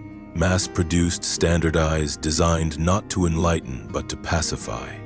Pop music, television, Hollywood, they don't express uniqueness, they manufacture pseudo-individuality, lull you into passive consumption, make you feel free while numbing the capacity to think. But Adorno wasn't a pessimist, he was a shattered idealist. He still believed in art, in moments of rupture that could crack the facade. True art, he argued, resists commodification. It interrupts, it speaks negativity, not in despair but in refusal. It refuses to make you comfortable, refuses to make suffering beautiful. His style was famously difficult, aphoristic, fragmented, because he refused to write in the language of domination. He believed that thought must remain open, vulnerable, wounded, and in that refusal, he preserved a sliver of what he called non-identity, a space where the world might be otherwise. Adorno teaches that culture is not innocent, that reason needs critique, that beauty must contain truth, and that in a world that wants you to forget, the act of remembering, painfully, insistently, is a form of resistance. Jürgen Habermas, Communication as Redemption. While Adorno wrote in despair, Jürgen Habermas wrote in hope. Hope, not in sentiment, but in discourse, in the belief that truth is not imposed, but discovered together through reasoned dialogue. For Habermas, the modern world had fragmented but not beyond repair. The key was not revolution, it was communicative action. His central idea is deceptively simple. When people speak without coercion, when they engage in dialogue with sincerity and openness, they create a space where truth emerges. This is not relativism, it is intersubjective rationality. Truth, in Habermas's view, is not a thing you possess. It's a horizon you approach together. In the theory of communicative action, he charts how life worlds, shared cultural contexts are colonized by systems, markets, bureaucracies, administrative power. These systems are necessary, but when they invade communication, when they replace dialogue with manipulation, democracy erodes. His entire project is to reclaim the space of dialogue, to defend the public sphere against its collapse into noise, spin, and spectacle. Habermas updates Enlightenment ideals, rationality, freedom, autonomy, but grounds them in the realities of pluralism and postmodern critique. He acknowledges the wounds Adorno traced, the fractures Foucault mapped, but he insists that reason, when freed from domination, still holds emancipatory power. He sees democracy not as a structure, but as a process, eternally unfinished. It's not what you vote for, it's how you speak, listen, deliberate. He believes in constitutional patriotism, loyalty not to ethnicity or soil, but to shared values, open discourse, and the rights of others to disagree. Habermas reminds us that speech is sacred, that listening is justice, that in a world of sound bites, true dialogue is radical. Because it is the one space where freedom becomes more than theory, it becomes mutual recognition. Edward Said, the exile who spoke back. To live between worlds. To be born into one language, educated in another. To be claimed by neither. Edward Said made this dislocation into a weapon, a lens sharpened by exile, honed by literature, aimed at the heart of empire. In Orientalism, he exposed how the West invented the East, not to understand it, but to control it. Orientalism was not just scholarship, it was a discourse, a way of speaking about Arabs, Asians, Muslims, Africans, that turned them into exotic, backward, irrational others. The Orient was feminized, mysticized, infantilized, constructed as a mirror in which the West could see itself as superior. This wasn't ignorance, it was power made knowledge. Said's work dismantled the myth of objective scholarship. He showed that every narrative, every textbook, every museum exhibit is shaped by context, by ideology, by colonial desire. And in doing so, he gave voice to generations of silenced peoples, offering a vocabulary to critique not just political domination, but cultural hegemony. But Said was not only critical, he was also humanist. He loved literature. He believed in the power of the word, not as escape, but as confrontation. He taught that the role of the intellectual is not neutrality, but intervention, to speak truth to power, to disturb comfort, to reimagine identity beyond nationalism.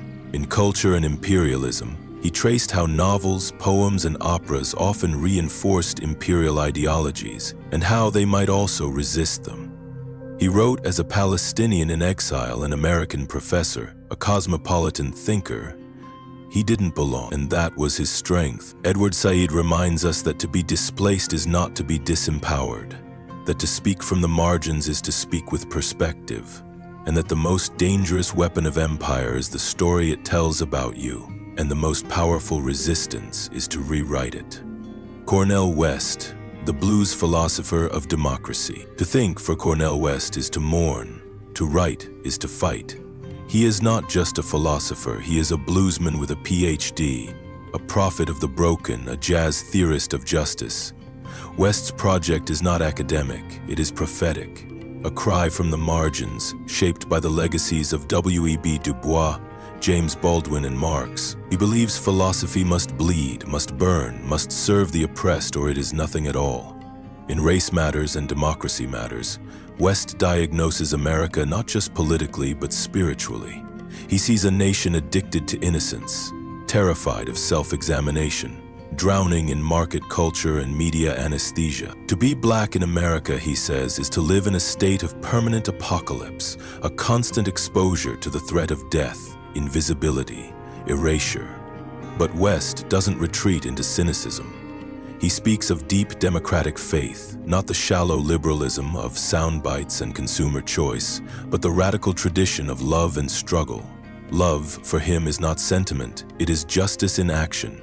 It is the refusal to let the oppressed be forgotten, the refusal to let truth be sanitized. He speaks in sermons and sentences. He weaves Christian love with existential defiance, Marxist critique with spiritual hunger. His work is a dance of contradictions, analytic yet poetic, grounded yet transcendent. He believes in parrhesia, frank speech, truth-telling in the face of power, and he sees intellectual life as a calling, not a career. To read West is to feel your heart break and be reborn. He doesn't promise safety. He promises witness, that you will not avert your eyes, that you will see the suffering of others as your own, and that, through the struggle, you might catch a glimpse of the beloved community he never stops fighting for. Peter Singer, The Ethics of the Expanding Circle. What if the most important moral decisions of your life happen not in crisis, but in the supermarket? What if the dollar in your pocket could save a life, and you chose instead to spend it on coffee? Peter Singer doesn't let you off the hook. He makes ethics a mirror and dares you to look into it.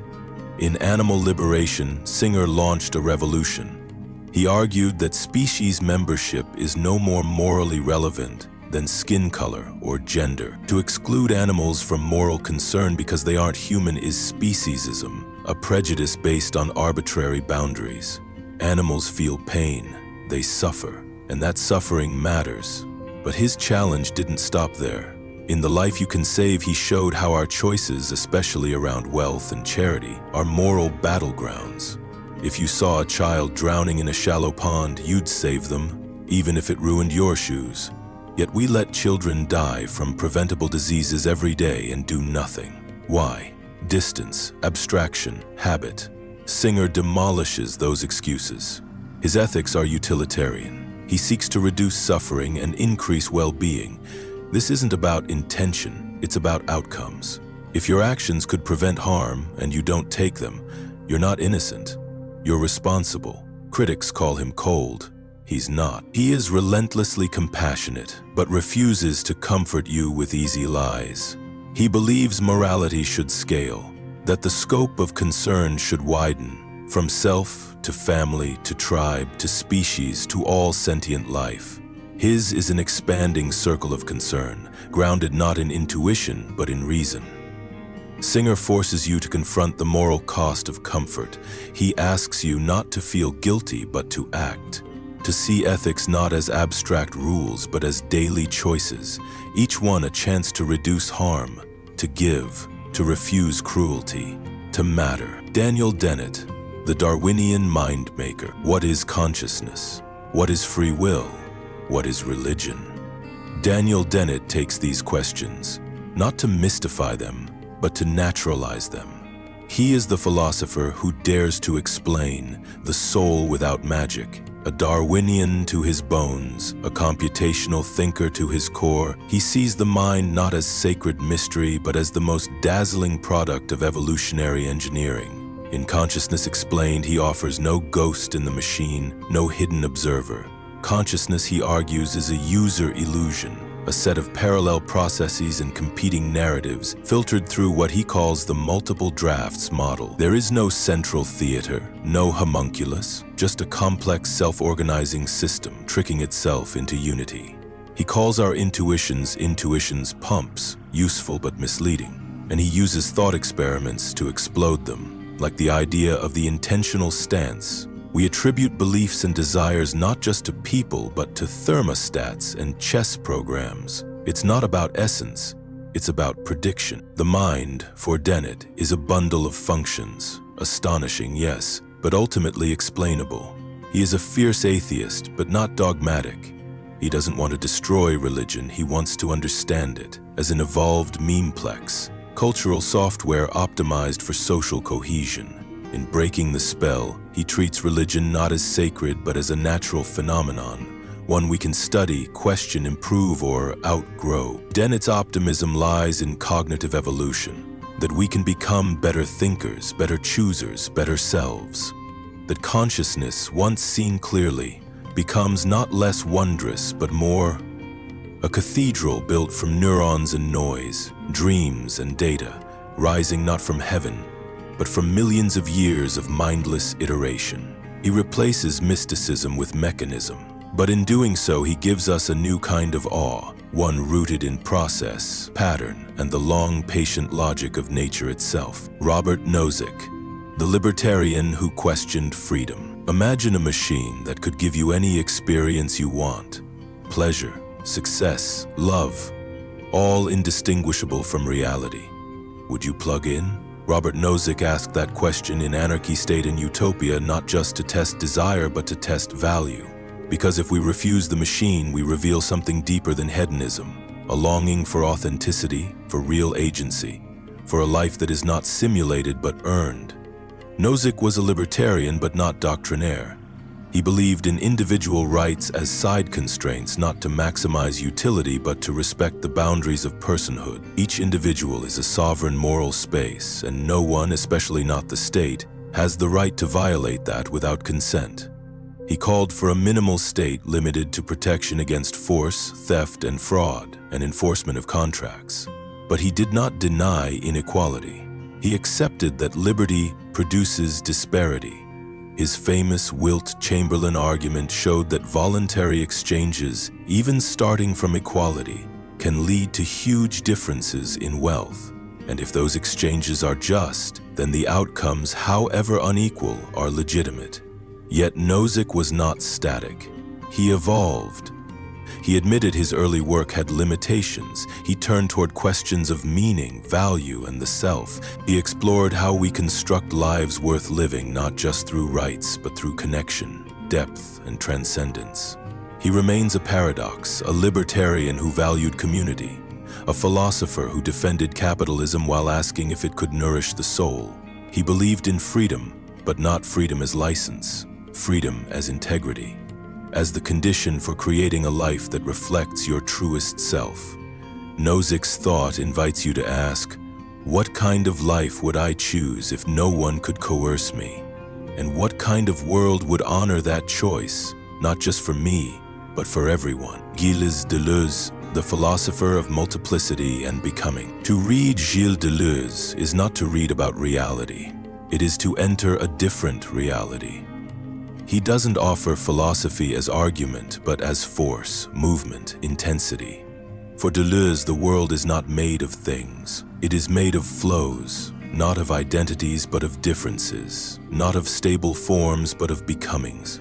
He hated trees, or rather, he hated the arborescent model of thought, hierarchical, fixed, root-to-branch structures. Instead, he celebrated the rhizome, tangled, horizontal, decentralized, like mushrooms in a forest, like neurons in a brain, like ideas that don't proceed linearly but erupt, diverge, interconnect. This was his ontology, a world without center, without origin, without final truth, only processes. With Félix Guattari, he wrote 1,000 Plateaus, an explosion of concepts, deterritorialization, assemblages, lines of flight. Philosophy, they said, should not mirror reality, it should create it. Concept making is an act of liberation. And subjectivity? It's not a noun, it's a verb. You don't have a self, you're always becoming one. He saw desire not as lack, but as production, as a generative force, not aimed at filling holes, but constructing worlds.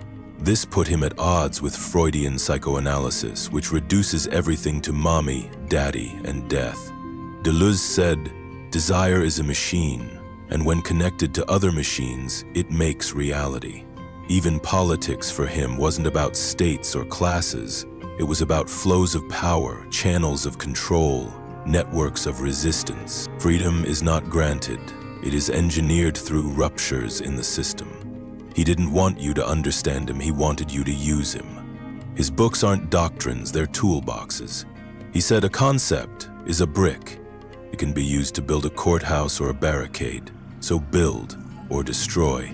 Just don't stand still. Alain Badiou, Truth as Event. What if truth is not what you find, but what erupts? What if it breaks into your life like a revolution? Like a love affair, like a moment that reconfigures the entire field of what you thought was possible. For Alain Badiou, truth is not correspondence, it's not consensus, it's a rupture, an event. He is a Platonist of the future, a radical who believes in eternal truths. Mathematical, political, amorous, artistic. But these truths don't sit in books. They are events that change what counts as real. The French Revolution, the invention of the novel, falling in love, discovering a new mathematical proof. These are not facts. They are events that reconfigure the situation. In Being and Event, Badiou draws on set theory to distinguish between being, the pure multiplicity of existence, and event, the exception that opens new meaning. The subject is not born, it is fidelity to the event. The revolution happens, and you say, I remain faithful to what has broken into my world. That fidelity is you. Love, he says, is an event that redefines what two means. Not fusion, not contract, but a construction of truth from the perspective of the difference between two beings. In politics, fidelity means refusing to return to business as usual. It means staying true to the vision that the event revealed. He is fiercely anti-relativist. Truth, for Badiou, is not subjective, it is universal, but always in progress, and it always comes at a cost. Because the world resists truth. Power resists fidelity. Every event is followed by the temptation to forget. He calls you not to comfort, but to courage, to wager everything on the belief that the real is not closed, that what matters most is not what is, but what could become. George Berkeley, The World as Perception. Reach out your hand, touch the table, hear the sound, feel the hardness, see the shape. Now consider this, all of that, all your sensing only exists because you are perceiving it, and when you stop perceiving it, it vanishes. Welcome to George Berkeley. He was no relativist, no hallucinationist. He believed in reality. He just thought reality is entirely mental. His philosophy is summed up in a deceptively simple phrase, esse est percipi. To be is to be perceived. There is no such thing as matter. What exists are ideas and spirits who perceive them. Everything you experience is in your mind, or in the mind of God. Berkeley wasn't trying to destroy the world. He was trying to rescue it from skepticism, from atheism, from Locke's materialism. If matter exists independently of perception, then it slips out of reach. It becomes unknowable. But if all is mind, all is present, immediate, held not in a cold universe, but in a divine one. Critics mocked him. Dr. Samuel Johnson tried to refute Berkeley by kicking a stone and saying, I refute it thus. But Berkeley would have smiled. The pain, the resistance, the solidity, all ideas, all experiences, which means all within consciousness, not unreal, just mental. This wasn't mysticism. It was radical clarity. He believed God perceives everything continuously. That's why the tree remains when no one sees it, not because it exists independently, but because God is always watching. Berkeley flips the entire metaphysical script. He tells you, you are not a brain in a body, you are a spirit among spirits, and the world you see is not a projection of atoms, but a language God speaks through sensation. Matter, he said, is not just unnecessary, it's incoherent. And when you give it up, what remains is not illusion, but a universe vivid with mind. Francis Bacon, the alchemist of knowledge. The past worshipped tradition. Francis Bacon worshipped experience. He stood at the dawn of modern science like a prophet of method, a mind determined to banish ignorance not through belief, but through induction, observation, experiment. In the New Organon, he laid out a new tool for thinking, a methodical approach to understanding the natural world. Not abstract speculation, but careful collection of data. Not syllogisms, but empirical investigation.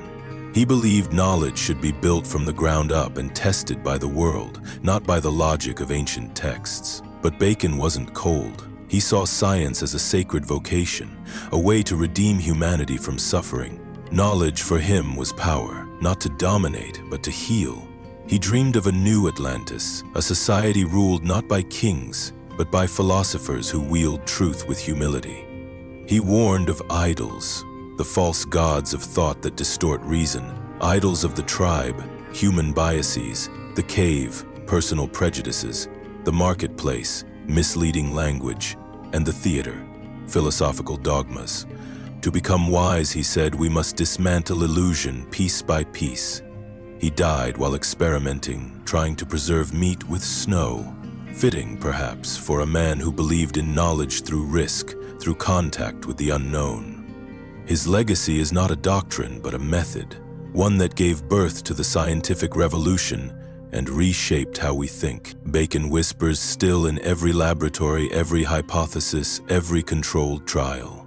Don't theorize, test. Don't trust, verify. Don't follow, discover.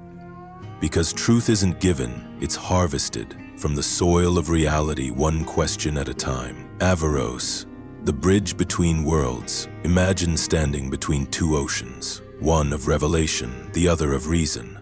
The tide pulls both ways, but you refuse to drown. You build a bridge. Averroes, known in the Latin West as Ibn Rushd, was that bridge. Between Islam and Aristotle, between faith and philosophy, between the ancient world and the coming storm of Europe's awakening. He believed that truth was one, even if spoken in many tongues. That philosophy and religion are not enemies, but parallel paths to the same summit. In his great commentaries on Aristotle, Averroes reignited a flame long buried in the sands of history. He taught that reason is sacred because it is part of the divine design.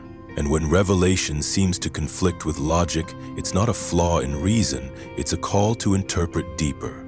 His boldest claim?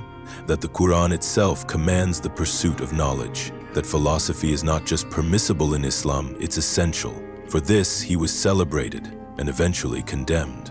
In the later years of his life, his works were burned and he was exiled. But the fire he lit in Cordoba blazed into Paris, into Rome, into the mind of Aquinas himself.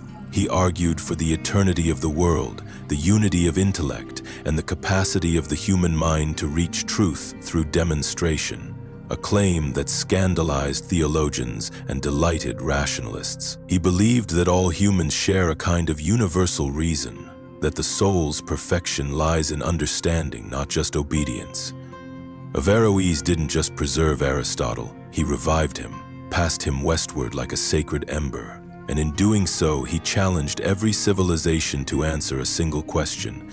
Can faith survive the light of reason? Not by retreating, but by stepping boldly into its glow. René Descartes, the mind that doubted everything. He began by tearing the world down, doubting everything.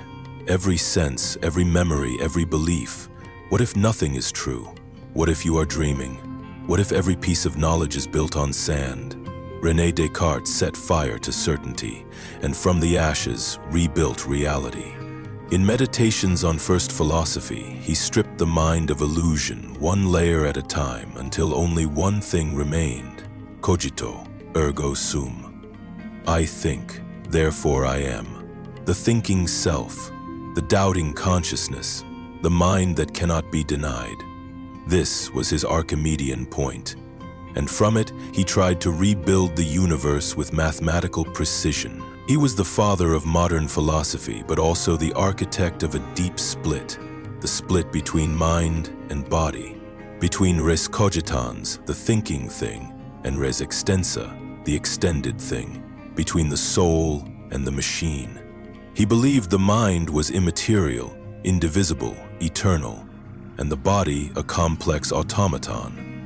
How the two interacted haunted thinkers for centuries.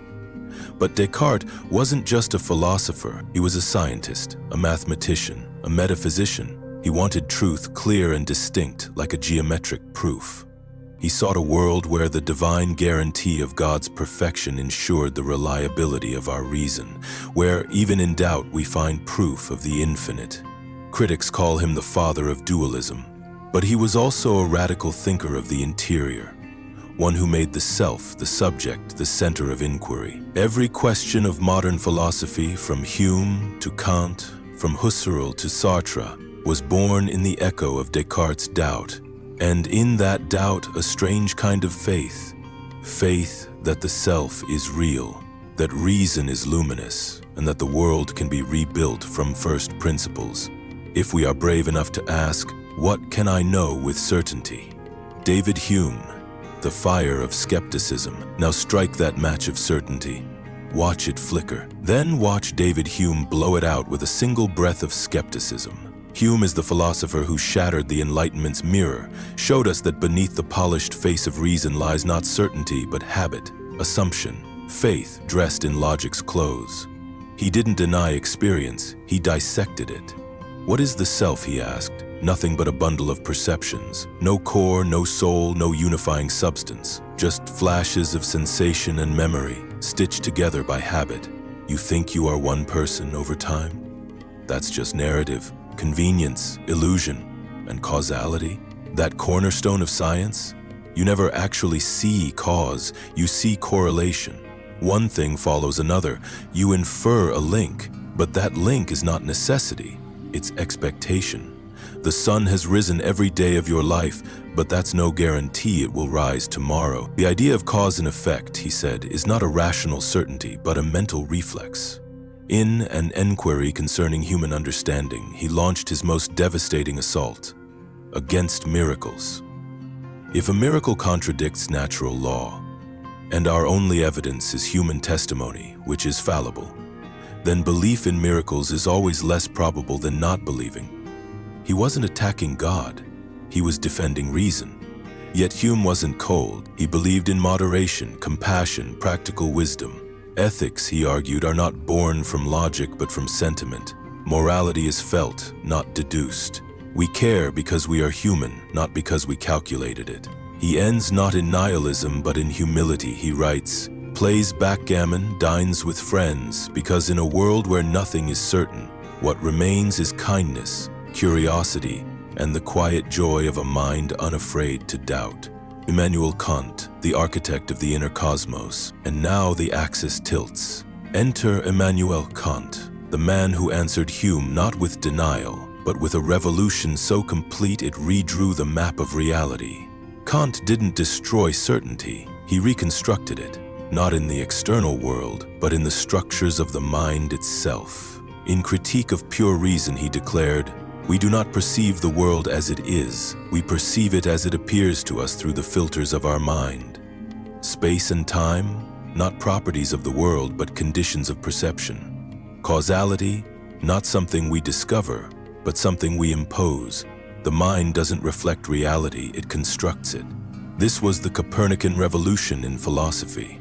Instead of assuming knowledge conforms to objects, Kant argued that objects conform to the knowing subject. The world we know is the phenomenal world, the world as structured by our faculties.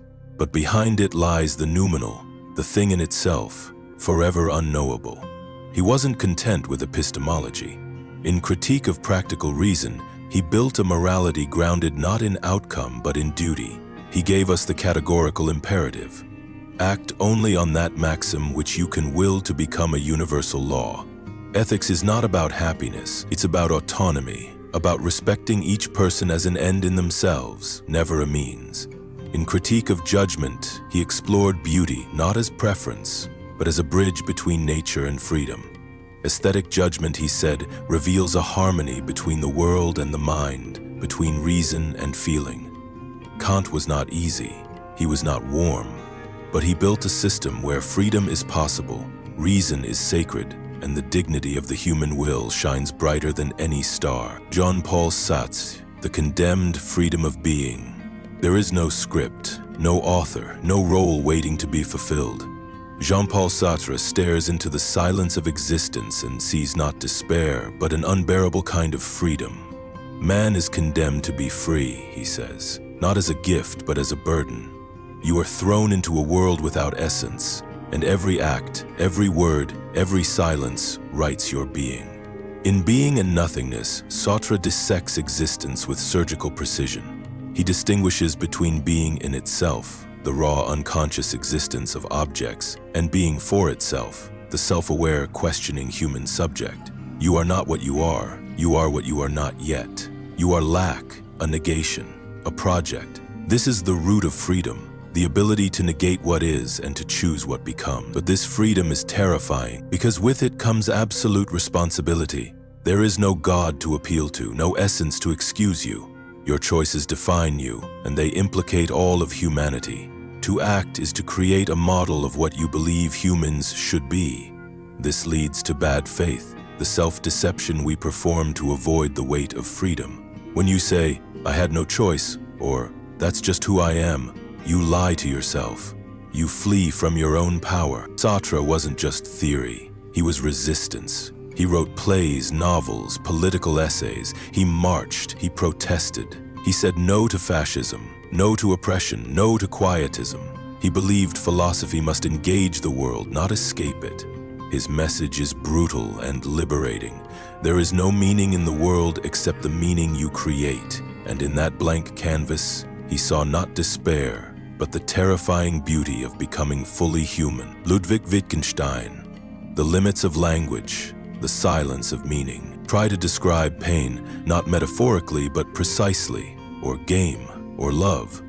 Ludwig Wittgenstein knew you couldn't. Not fully, not cleanly. And in that failure, he found both the tragedy and the magic of philosophy. In Tractatus Logico-Philosophicus, he tried to capture the structure of reality through language. The world, he said, is made of facts, not things, and language mirrors those facts. A proposition shows its meaning by its structure, like a map showing terrain. But then he hit a wall. The most important things, ethics, aesthetics, the self, cannot be said, they can only be shown. Whereof one cannot speak, thereof one must be silent. But he didn't stay silent. He returned decades later with Philosophical Investigations, a book that unmade the Tractatus. There he rejected the idea that language has a fixed logical form. Instead, meaning is use. Words are like tools, understood only in their context, their language games. He dismantled the idea of private language. If meaning is public, then even our inner experiences, like pain, require shared criteria to be meaningful. You learn to name your pain by observing others. Your private world is stitched together from public threads. Wittgenstein's thought isn't a theory. It's a practice, a kind of therapy. He doesn't solve problems, he dissolves them by showing that they arise from misunderstandings of language. The philosopher's job is not to build systems, but to clear away confusion, to bring words back from metaphysical flights to the ground of daily life. He ends where he began, with silence, but this time not as negation, but as a space for awe. Language can only take us so far. Beyond it lies not nonsense, but what matters most. Claude Lévi-Strauss, The Structures Beneath the Story. You think you're telling your story, but what if your story is telling you? Claude Lévi-Strauss, the father of structural anthropology, believed that beneath every myth, every custom, every taboo lies a hidden architecture, a grammar of culture, written not in words, but in oppositions. Nature, verse, culture, raw, vis cooked, life, vis death. These are not just ideas, they are the scaffolding of the human mind. Myths, he argued, are not lies, they are machines of meaning, encoding deep structures that organize how we think even when we don't realize it. In The Savage Mind and Mythologiques, he showed how so-called primitive societies are not less rational, they just think differently. Bricolage, the logic of reusing what's at hand, creates systems just as complex as science. Magic isn't superstition. It's structured thought, coherent, symbolic, rigorous. Lévi-Strauss used structural linguistics, especially from Saussure, to analyze culture the way a linguist analyzes language. He believed the human mind seeks order through binary oppositions, and that myths function like music, developing themes through transformation and variation. He was not warm, he was not poetic, but he gave us a method to decode the unconscious mind of culture. He believed the individual is an illusion, that identity is the mask of deeper, collective codes. He wrote, not to celebrate diversity, but to find unity beneath it, not to destroy meaning, but to reveal how meaning is built, how the human mind, across continents and centuries, returns to the same forms, the same conflicts, the same desperate attempt to make sense of death, sex, time, and order. Lévi-Strauss didn't just write about myths, he gave us a new one. that structure is what makes meaning possible, even if we never see it. Jacques Derrida, the philosopher who undoes philosophy. Everything you think has a center, a presence, a meaning anchored by certainty. Jacques Derrida tears that apart, gently, precisely, mercilessly.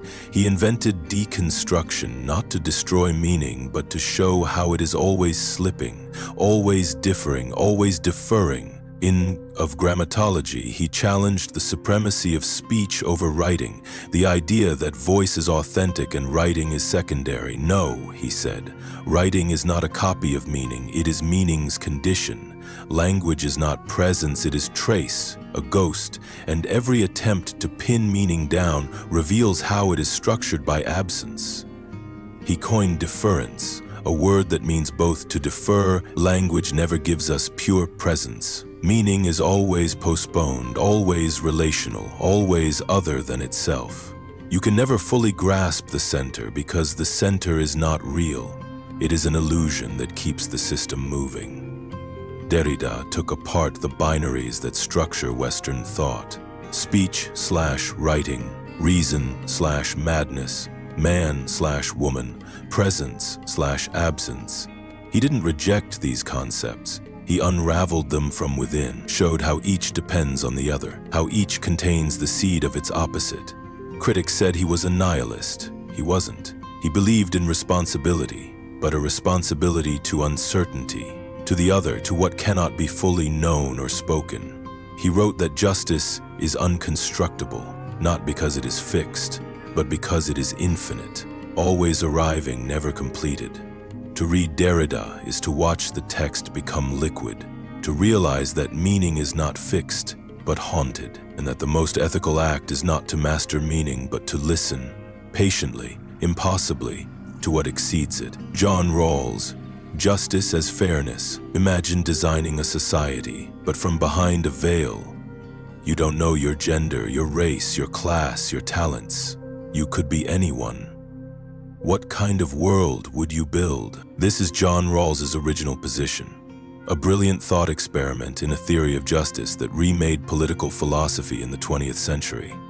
Behind that veil of ignorance, Rawls argued, rational people would choose principles that ensure justice as fairness, not equality of outcomes, but equality of opportunity, tempered by a safety net for the least advantaged. His two principles are deceptively elegant. First, each person is to have equal rights to the most extensive basic liberty compatible with similar liberty for others. Second, social and economic inequalities must be arranged so that they are both A, to the greatest benefit of the least advantaged, and B, attached to positions open to all under conditions of fair equality of opportunity. Rawls believed justice should not depend on luck, of birth, of class, of fortune. It should be a moral architecture, not a historical accident. He was not utopian, he was constructive, attempting to rebuild liberalism on firm ground amid the cynicism and fracturing of the post-war world. He rejected utilitarianism's cold calculus, the idea that we can sacrifice the few for the many. For Rawls, the dignity of each person is inviolable. His model wasn't just a theory, it was a test. Would you accept the rules of this society if you didn't know your place in it? His thought remains a cornerstone in debates about justice, equality, and rights. Rawls believed that fairness is not just a feeling, it is a structure, one that must be constantly re-examined, reimagined, and reaffirmed by a society brave enough to judge itself. Bertrand Russell, the torchbearer of reason. Few minds have ever burned so bright. Bertrand Russell was a philosopher, logician, pacifist, mathematician, and eternal iconoclast. He didn't just live through the 20th century, he helped define it.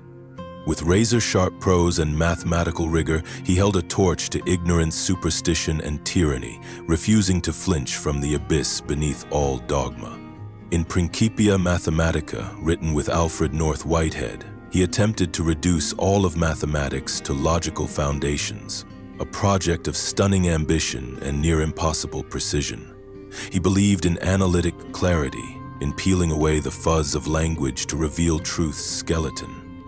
But Russell wasn't just cold reason. He wrote Why I Am Not a Christian, not out of cruelty, but out of moral concern. He believed religion often led to fear, cruelty, and intellectual dishonesty.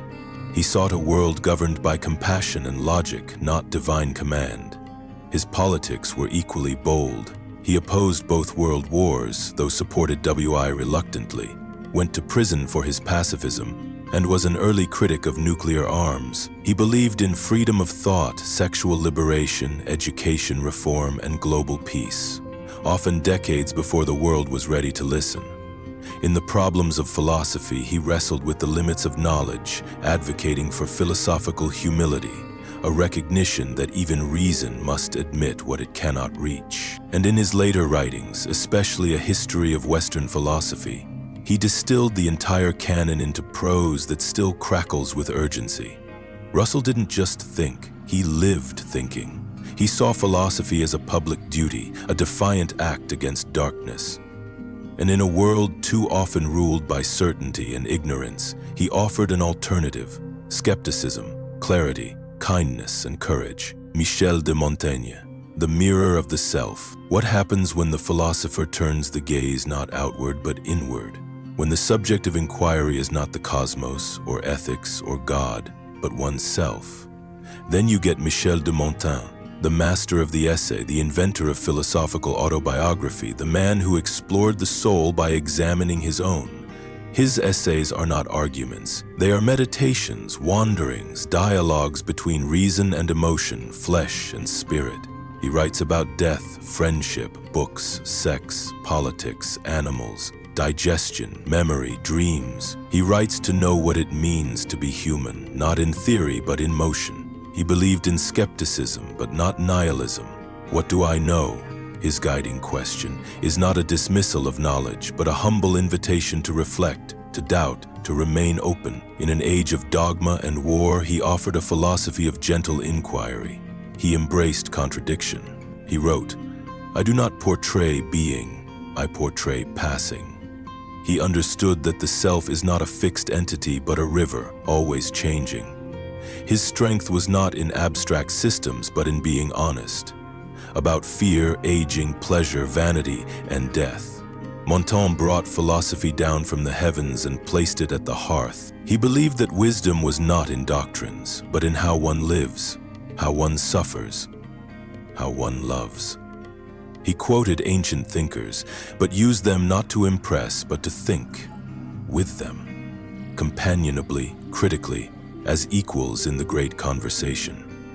He offers no answers, only mirrors. But in those mirrors, you may see something truer than all systems, yourself, naked and unvarnished with all your contradictions, and the invitation to live honestly within them. Arthur Schopenhauer, The Will That Wounds. The world, said Arthur Schopenhauer, is not made of reason. It is not built for justice or joy.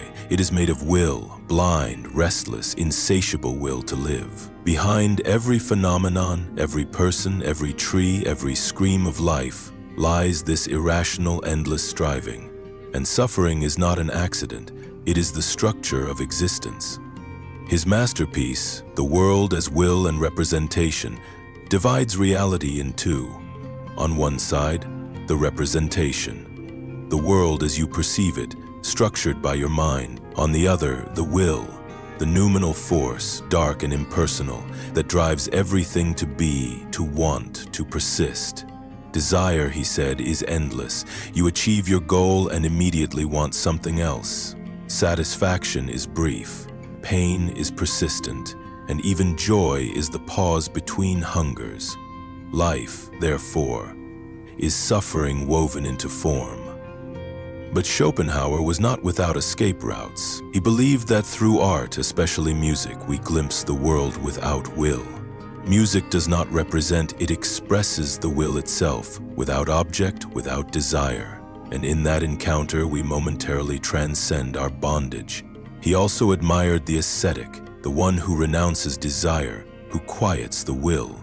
Influenced by Buddhism and Hinduism, he saw compassion and renunciation as the highest ethics, not because they save the world, but because they withdraw from it. He was bitter, misanthropic, and often cruel, but his writing is crystalline, his insight unrelenting. He called Kant the greatest mind, but dared to go further. He saw the horror at the heart of being and asked us not to flee, but to see. To read Schopenhauer is to peer into the abyss and find it staring back with truth, terror, and the faintest hope that in seeing it you may finally begin to let go. Henry David Thoreau, The Wild Gospel of Simplicity. Walk into the woods, leave behind clocks, roads, newspapers, society. Sit beside a pond, listen. This was Henry David Thoreau's experiment, not in escape, but in conscious living. In Walden, he went to the woods not to flee the world, but to confront life's essence, to suck out all the marrow and see if it was worthy. Thoreau believed most people live in quiet desperation, enslaved by labor, debt, and social conventions. He refused. He simplified. He built his own cabin, grew his own food, measured time by the sun and seasons, and in that radical return to nature, he rediscovered not just beauty, but truth. Nature for Thoreau was not backdrop, it was spirit made visible. Every leaf, every ripple on Walden Pond, every bird call was a sacred text, whispering of cycles, impermanence, harmony, and nonconformity. He was not a hermit. He walked back to town often, but his solitude was spiritual. He needed distance to see clearly. He believed that the state is not sacred, that conscience stands above law. In civil disobedience, he declared that unjust laws must be broken, peacefully, publicly, with moral clarity. His refusal to pay taxes in protest of slavery and war became a blueprint for Gandhi, King, and countless resistors after him. Thoreau's voice is intimate, ironic, sharp. He mixes transcendentalist wonder with Yankee wit. He doesn't tell you what to think, he asks, what are you living for? Are you awake? Are you free? He reminds us that freedom is not out there. It begins here with your time, your breath, your choices. The price of anything is the amount of life you exchange for it. And perhaps the ultimate rebellion is not revolution, but simplicity, attention, and the courage to be fully present in the world that is already yours. William James, The Stream of Consciousness and the Plurality of Truth. Where does thought begin? Where does it end? And is there ever such a thing as a pure, isolated idea? Or is the mind more like a river, endlessly flowing, forever changing? William James, the father of American psychology and one of its greatest philosophers, saw consciousness not as a machine, but as a stream, a dynamic moving flux of sensation, reflection, intention.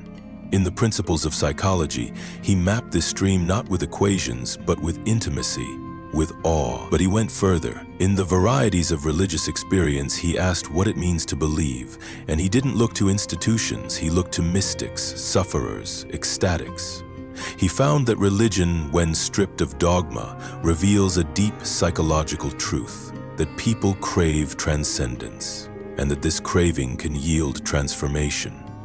James developed pragmatism, a philosophy of truth based not on correspondence with static reality, but on consequences. A belief is true, he said, if it works, if it enables meaningful action, if it helps you navigate your world. Truth is not singular, it is plural, evolving, lived. This doesn't make him a relativist. It makes him a radical empiricist, one who believes reality includes not just objects, but relations, values, experiences. He rejected the idea of an absolute system. Instead, he offered a pluralistic universe, open, unfinished, democratic. He believed that philosophy should matter, that it should face the lived complexities of emotion, decision, crisis. He believed in free will, not as metaphysical dogma, but as a moral necessity. The belief that our choices matter is what makes us moral agents. James gives you no final answers. What he offers is more dangerous. The demand to choose, to act, to live as if your beliefs are building the world, because in some way they are. Gottfried Wilhelm Leibniz, The Labyrinth of Possible Worlds. Why is there something rather than nothing? Gottfried Wilhelm Leibniz answered with a whisper that echoes through eternity. Because this is the best of all possible worlds. Not wishful thinking, but a metaphysical claim, born from a mind that saw logic as divine architecture. Leibniz was a polymath, mathematician, logician, diplomat, philosopher. He invented calculus, independently of Newton, binary code, early computing theory. But his true genius was metaphysical. In monadology, he proposed that the universe is made not of atoms but of monads, indivisible, immaterial units of perception. Each monad reflects the entire universe from its own point of view. They do not interact, but are harmonized by God in perfect, pre-established coordination. This is theodicy, a defense of God's goodness despite suffering. Why evil? Because the totality of all possibilities, across all possible worlds, yields this world as the most coherent, the most balanced, the one where maximum complexity and goodness can emerge. This vision inspired awe and mockery. Voltaire lampooned it in Candide, but Leibniz was not naive. He understood suffering. His optimism was mathematical, not moralistic. He believed that perfection lies not in the absence of pain, but in the rational necessity of all things in a vast, divine system of infinite elegance.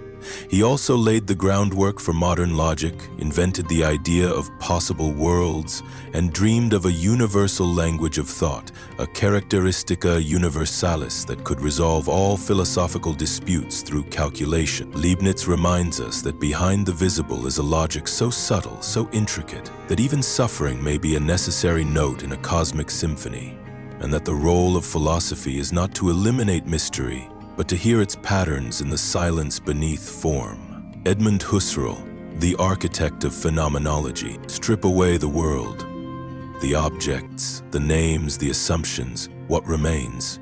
Pure experience, the moment of awareness, before interpretation, before categorization. Edmund Husserl sought that origin, and in doing so he founded phenomenology, the study of consciousness as it appears. He called for a radical method, the apocausy, a suspension of belief in the external world to attend solely to how things appear to consciousness. This is not solipsism. It is not denial of reality. It is a bracketing, a way of peeling away what we think we know in order to grasp the structures of intentionality.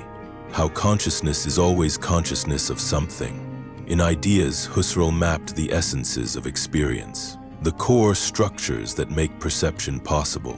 Space, time, memory, expectation.